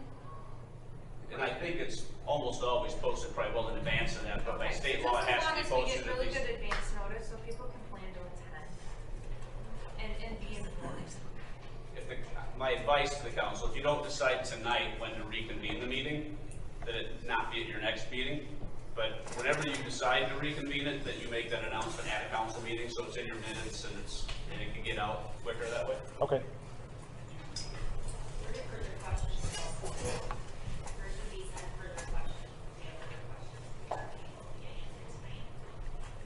I'm sorry, I couldn't hear. Where should they send Send, questions? send the questions. Annette? Yeah, you can send them to my address, I'm out on the website. Okay. Is it legal for the quarry to be open right now if they're not zoned? And who gave them permission? I think that's what Doug was addressing earlier So about. it should be shut down. Well, that's up for debate right now. It goes back to my comment earlier that it's part of what the council may want to look into. When the quarry was given the blessing, if you will, did that happen at a council meeting? Did that happen at a planning and zoning meeting? Did the city wrongfully tell the family they could do it? If the city did, they have equitable arguments that they should be able to stay open until the city council specifically says and decides that they cannot. Even then, there could still be an argument. So I got some rock on my property, I can start a quarry. Well, your question suggests that you know the law, so you probably couldn't. We all have blocks. Go ahead.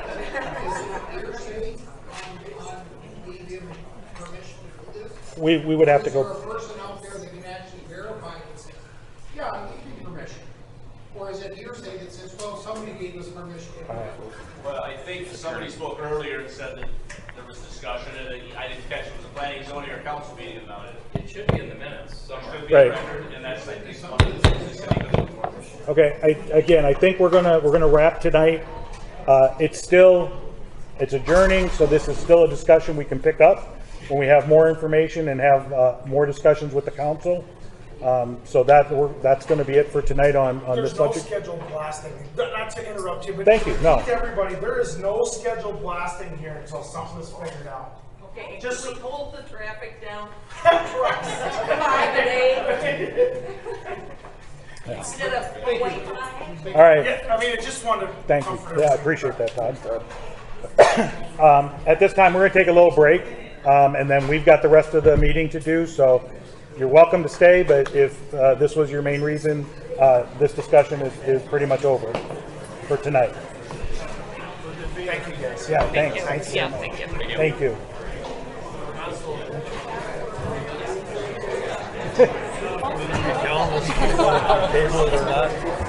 What's that? If we wait a little while, will you be finding out if we're going to table it to another? We are. This is just going to be. We have to have further discussion. This was. Yeah, so, Thank you very much. Thanks for coming over. Appreciate that. Buddy, how are you? Saw you sneak in there. Look at you hiding in the back. A big fat bear and everything. Yeah, well, you should bow down to me. I don't know what you're doing. Yeah, whatever. Yeah. My daughter Alicia. Hi, Alicia. I do. Yeah. Wow. What were you thinking? No, just kidding. Their mom and my mom grew up together. They stood up for each other in their weddings. Yeah, So you know Mark and Lori. Mark and I used to be roommates. Mark, I'm not supposed to tell this. We're going to go ahead and get back started. So.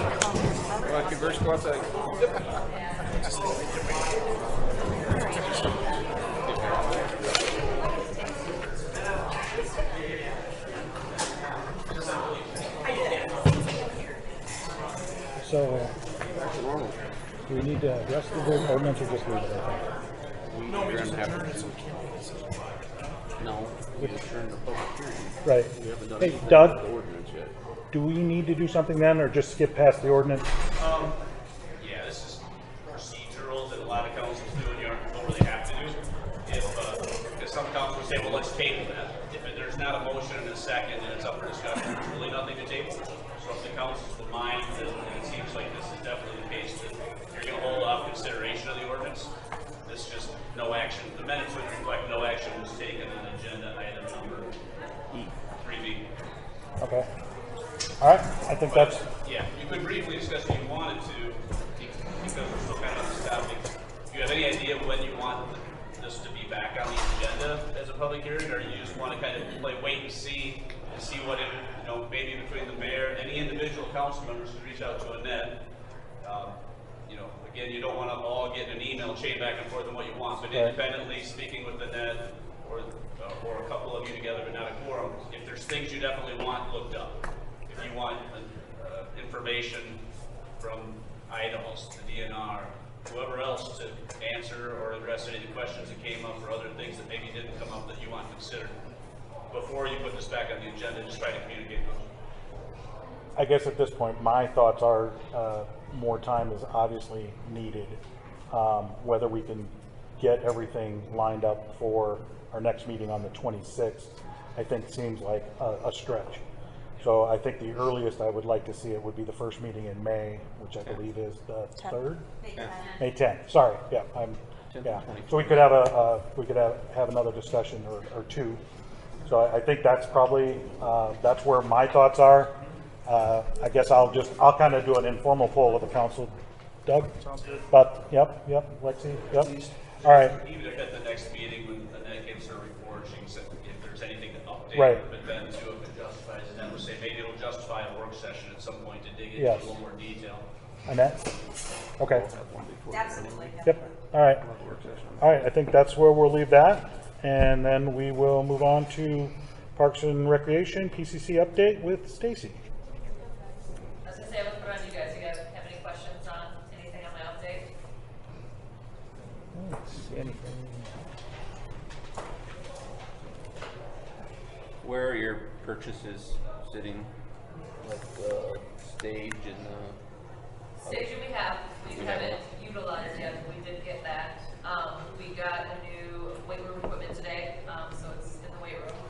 So everything that we bought with our grant we received, we have now received and have installed, implemented, whatever it is. But yeah, so we still have a bunch of the grant money left over. Is that what you're asking? Sure. Why not? We have to see. Our first wedding, it's next month sometime. That'll be the first time we get that stuff out. So I'm actually excited to utilize that. So somebody did it. Oh, wow. We just assume it's going to happen. Oh, okay. I like that. Any other questions for Stacy? All right, we'll move on. And police monthly report, Chief. You got Keep Iowa Beautiful. Oh, sorry. Keep Iowa Beautiful. I looked down and looked at the wrong line. That's fine. This is just an update to let you all know, and I think I've had this in my weekly summary, that Keep Iowa Beautiful is going to remain Keep Iowa Beautiful. We kind of slid over to Hometown Pride, and because of COVID, they've elected to keep the program alive. And our annual fee will be $500 for the next 5 years. So I think it's a good decision to keep that name, Keep Iowa Beautiful, and move forward. Do we need to take action? Motion? I'll make a motion to keep Iowa beautiful. I'll second. I'm done now. Doug, aye. Lexi, aye. Justin, aye. John, aye. Thank you. Motion carries. Now we can move on to Chief Yeah, Coleman. you guys got my report in front of you. The AED grant that I've been talking about the last couple of months. So far, the Stryker Corporation, they're experiencing supply and demand issues. We haven't received them yet. They have no idea when we will receive them, but we are getting them. So that is coming. Just FYI, we did not receive them yet.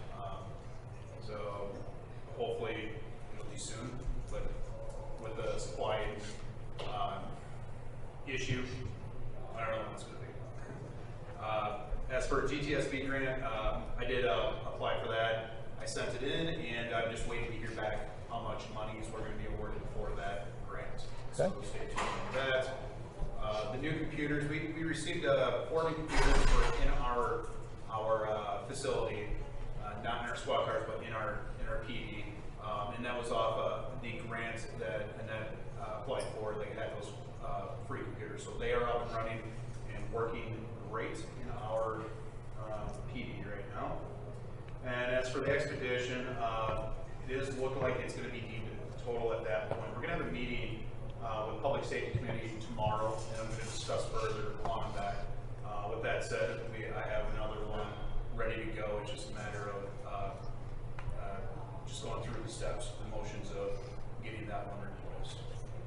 And as for, and I know this is next on the agenda, would be the outrun for race closure request. You guys mind if we do that now? Yep. Okay. Yeah, go ahead. So on May 28th, Bob mentioned he's the event coordinator for the annual Run for Race event.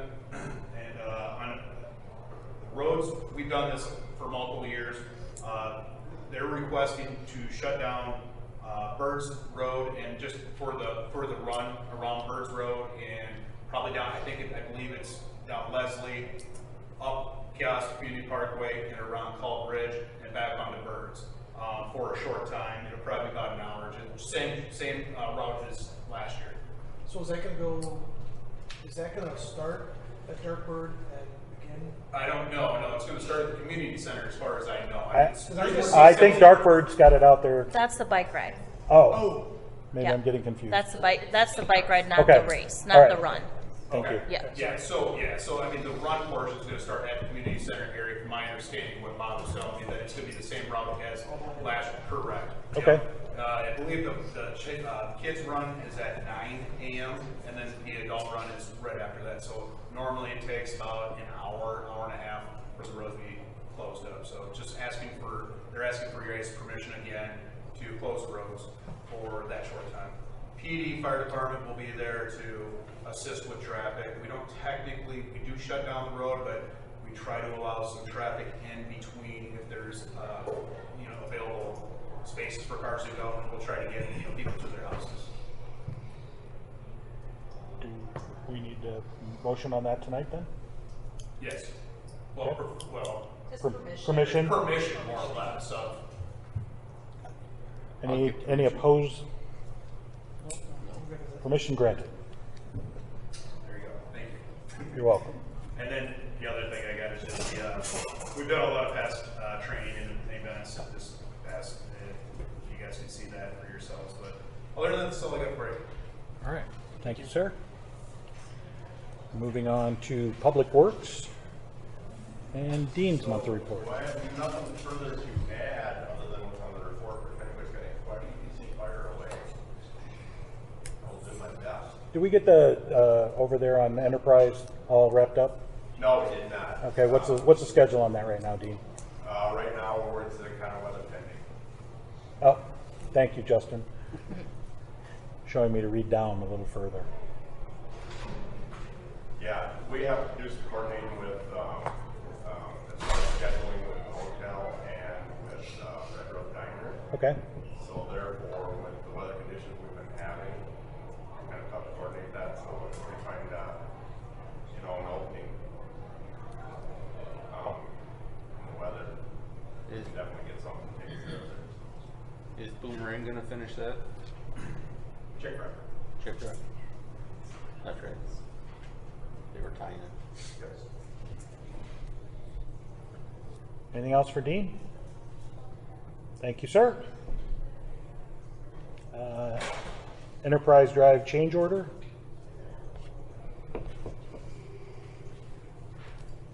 This is to address your draft question. This is Sorry. a cost change order, just adjusting the completion schedule for that. It's something that we kind of discussed at previous meetings and knew was coming since their extension only went till early April without really taking into account the asphalt plants. And they cut themselves a little short, so we kind of knew this was coming. So like I said, no cost change order, just an adjustment to the completion. Okay, to May 20th. Correct. I'll make a motion to approve change order number 3. I'll second it. Doug, aye. Lexi, aye. Justin, aye. John, aye. Motion carries. Thanks for hanging out. Yeah. I appreciate that for all of you who've stayed. Change order number 5 to the wastewater treatment. I think Eldon is out there somewhere. Hi, Eldon. I'm here. Would you? Yeah, so change order 5, we've got a couple of things on this list, primarily stuff since the facility's been opened. The hallway in your main control building has occupancy sensors. The ones that were installed were ultrasonic, and unfortunately they've just been too sensitive to what's going on out there, whether that's the air movement in the building or something else, but they haven't been able to turn off at night, so your lights have been on all night. we've tried to adjust those down, but it turns out they're just too sensitive. So we'd like to change those over to a different technology called passive infrared, which actually requires a lot more movement to turn those on. So we've talked to the electrician on that. They're willing to replace those sensors at no additional cost, but they do have some time related to replacing those, about 3 hours. So there is a change order request for $267.75 for that one. Second item, we had the state electrical inspector come out to the facility. He's reviewed the site. He had some questions, and we've gone through a bunch of back and forths, and finally came back to the site. Would have been in the last part of March, and resolved the majority of all of his issues, but there is one junction box that's located out of the oxidation ditch, which is outside of the exterior wall, but it's not quite tall enough to meet an exception that's in the exception to an allowance in the code to not have to have what are called electrical seals installed on the conduits. So these seals are basically fittings that get installed on the metal conduit, and they fill them with a kind of a epoxy resin that solidifies, and that prevents any gases from traveling up and down those. So if you're far enough away from the boundary that exists, you don't necessarily have to have those. In this case, we had conduits that were running through that area, but that box wasn't quite high enough to get out of the way. So we have to raise it about 3 to 6 inches to get it up there, and then we can have that exception work, and we don't have to install the seals. So we were able to negotiate that down from what was approximately a $13,000 change down to about a $4,240 change. So that's the second item on the list.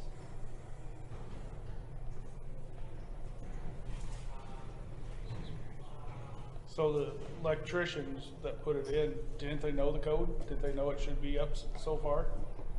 Yeah, so we had notes about how far things needed to be up. The particular spot, we didn't catch that they didn't have it that far. I mean, we're talking about a couple inches. And the inspector caught it when he was walking around the site to get these, to deal with these issues. So throughout this process, the electrician thought that they had installed everything to code, and it just turned out that they did not. So should that fall back on the electrician to pay for all that? Well, I mean, so they're the ones that screwed up. Yeah, and to be, there's some discrepancies available that were within the drawings themselves that said that it needed to be up so high, but you could also read it that once you're outside of that limit of that structure, that didn't necessarily apply anymore, and we just didn't catch it. So it's something that got caught, thankfully, during the code inspection.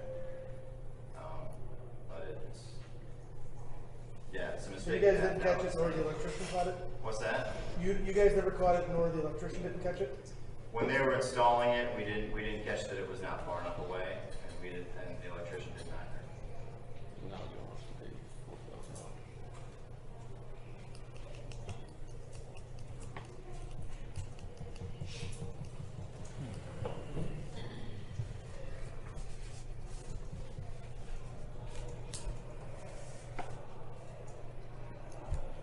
Yeah, I guess, I think what you're hearing is it doesn't sound like it's a city error.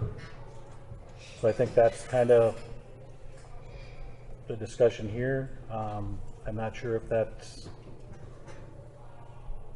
I don't know if we can improve the whole change order at this time.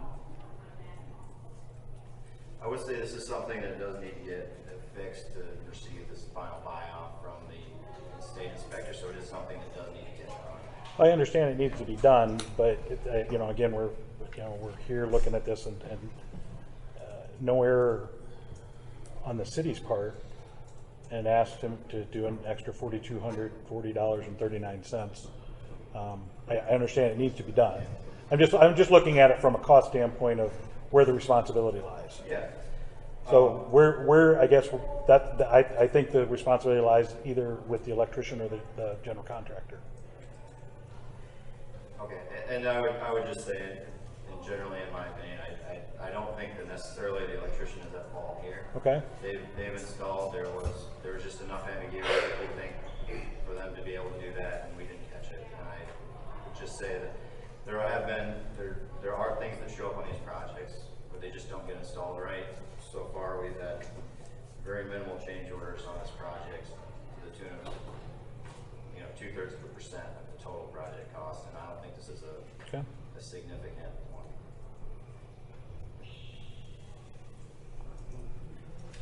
Are we still talking about the underestimate of sludge?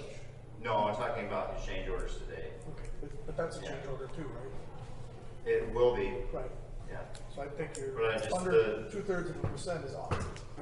Well, to date, it is not. I'm just saying that the total change orders to date on the project that have been approved have been significantly lower It's than gonna the go up. standard.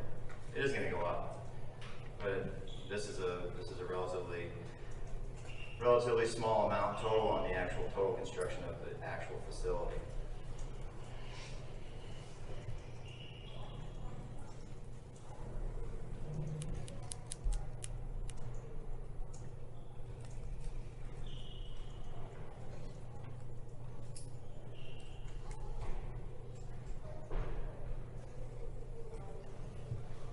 I mean, what's gonna happen if we don't approve it tonight? I'll just need to have direction on at some point on what you guys would like me to tell the contractor to do.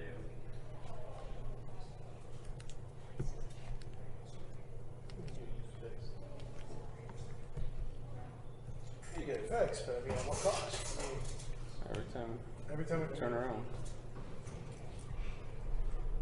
it's gotta be fixed, it's gotta be up to code, but why does that fall back on us? We're not the ones out there doing it. I don't know what the code is. I mean, That's why we hire you guys. so we hire the electricians, we hire you guys.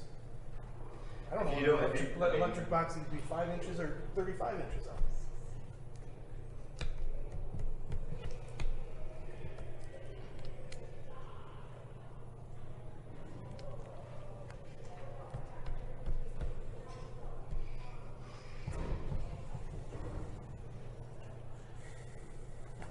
What do we do?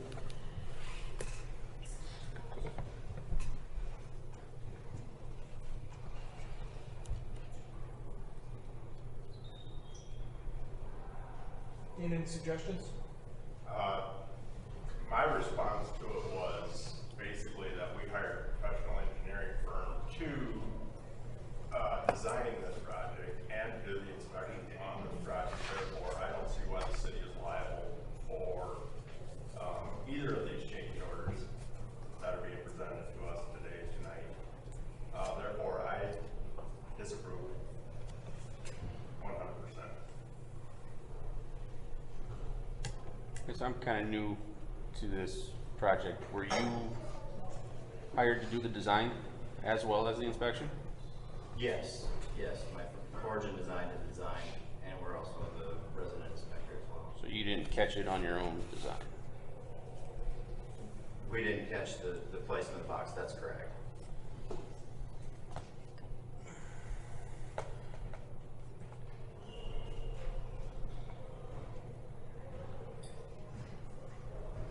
So the issue here, it sounds like we don't want to pay for it, but it has to get fixed. So how's that gonna happen? That's what we're looking to do, how's that gonna happen? Yeah, the options are, tell the contractor you're not willing to pay for it, and they can get it done. And they can either accept that or not accept that. And then the next step is to come back again and tell you the response to that. I would like to know what their response to that is, and if their answer is no, what Origin's response is for, since they didn't catch it on the design and or the inspection. Yeah, I mean, my response on that is I don't have a way directly to pay for that. We have a relationship with you that we can talk about that. If you'd like us to participate in that. But the ultimate path to, if there is a value associated with this work, if they're not willing to do it for $0, is that it doesn't need to be paid through the city contract. But we can discuss whether or not there's some participation between our contract to cover that amount.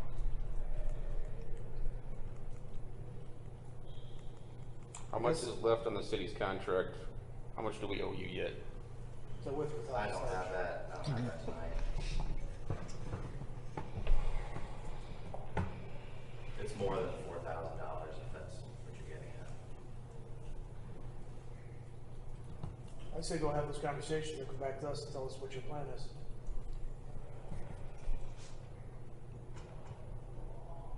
I agree with that. Yeah. Okay. Is there a timeline or some date that we don't know if it's gonna be in limbo because of this? This delay? Yeah, good question. We just need to have a response to the state inspector on when it's been completed. He's allowing operation right now without it being complete, but knowing it will be complete. Did he give a time frame?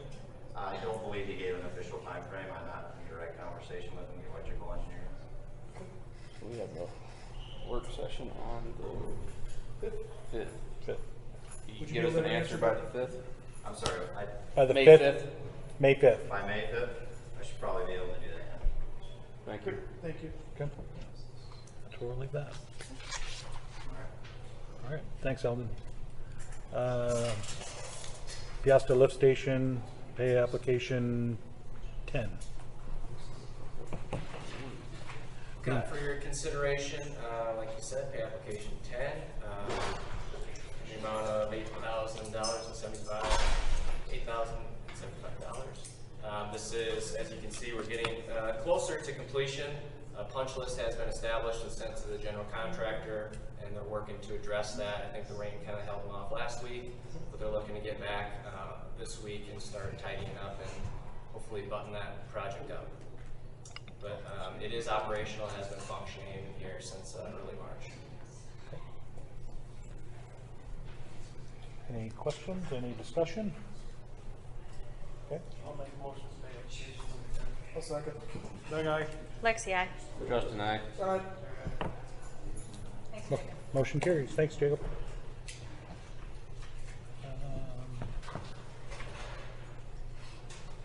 Development resolution setting date for public hearing on designation of the expanded Peosta urban renewal area and on urban renewal plan amendment. This is just setting the public hearing date. What date would we like? I would like April 26th, please. Any discussion? Sure. I'll make a motion to approve April 26th for public hearing. I'll second. Doug, aye. Lexi, aye. Justin, aye. All right. All right, public hearing on the 26th. Resolution approving the final plat of Demer Acres Number 2 in Dubuque County, Iowa. This is just a courtesy. Dubuque County, anything that's within 2 miles of our perimeter, we have the luxury of looking at. So this went through planning and zoning, and they saw no issues with it and went ahead and signed off on it. So now it's before you for your review and approval.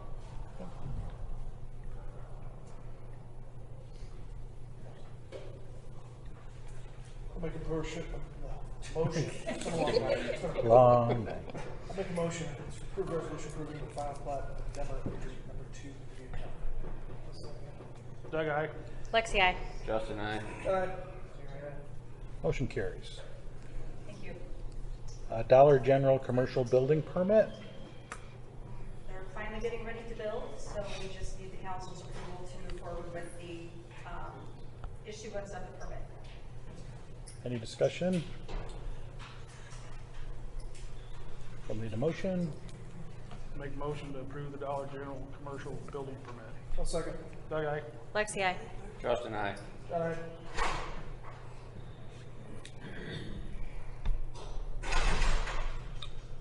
All right, motion carries. PSA V&K for cap drive design and bidding. Before you is the professional service agreements for them to move ahead with the design for Cap Drive.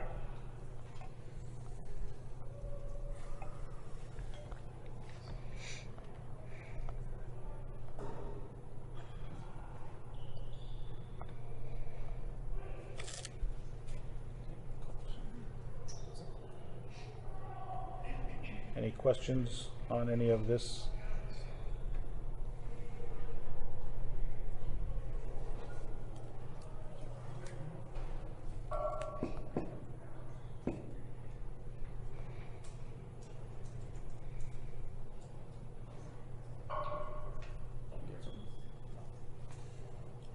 I'll make a motion to approve the PSA for Cap Drive design and bidding. Second. Doug, aye. Lexi, I. Justin, aye. All right. Jerry, aye. Motion carries. Resolution setting building permit fees. I think we talked. This was a topic of discussion at our April 7th work session, and it was agreed that we need to raise the fee from 70 to 200. Just to keep in line with inflation and the contractual agreement that we have with ECIA. I'll make a motion to approve the resolution setting the building permit fees. Second. Doug, aye. Lexi, I. Justin, aye. All right. Jerry, aye. Motion carries. Resolution setting salaries, wages for appointed officers and employees of the city of Peosta, fiscal year 23.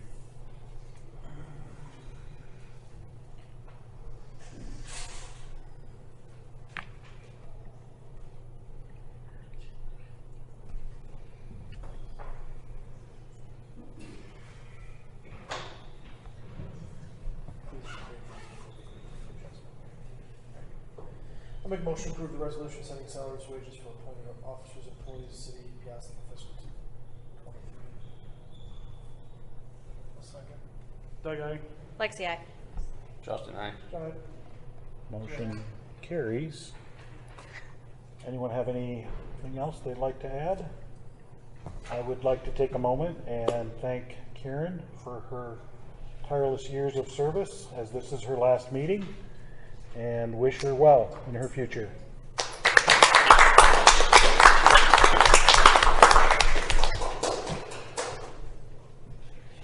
Motion to close meeting? I'll make a motion to adjourn citizen council. Oh. I'm sorry, Karen.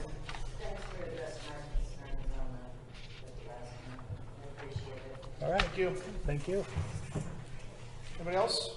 Who seconded the motion to adjourn? I don't think we got to the second. Okay. Justin made the motion. Doug, aye. Somebody needs to second. Doug seconds it and voted. I second Doug it. seconds and he's for Doug, it. aye. Lexi, I. Justin, aye. John, aye. All right. Thank you, everyone. Long night. Thanks for your participation and attendance.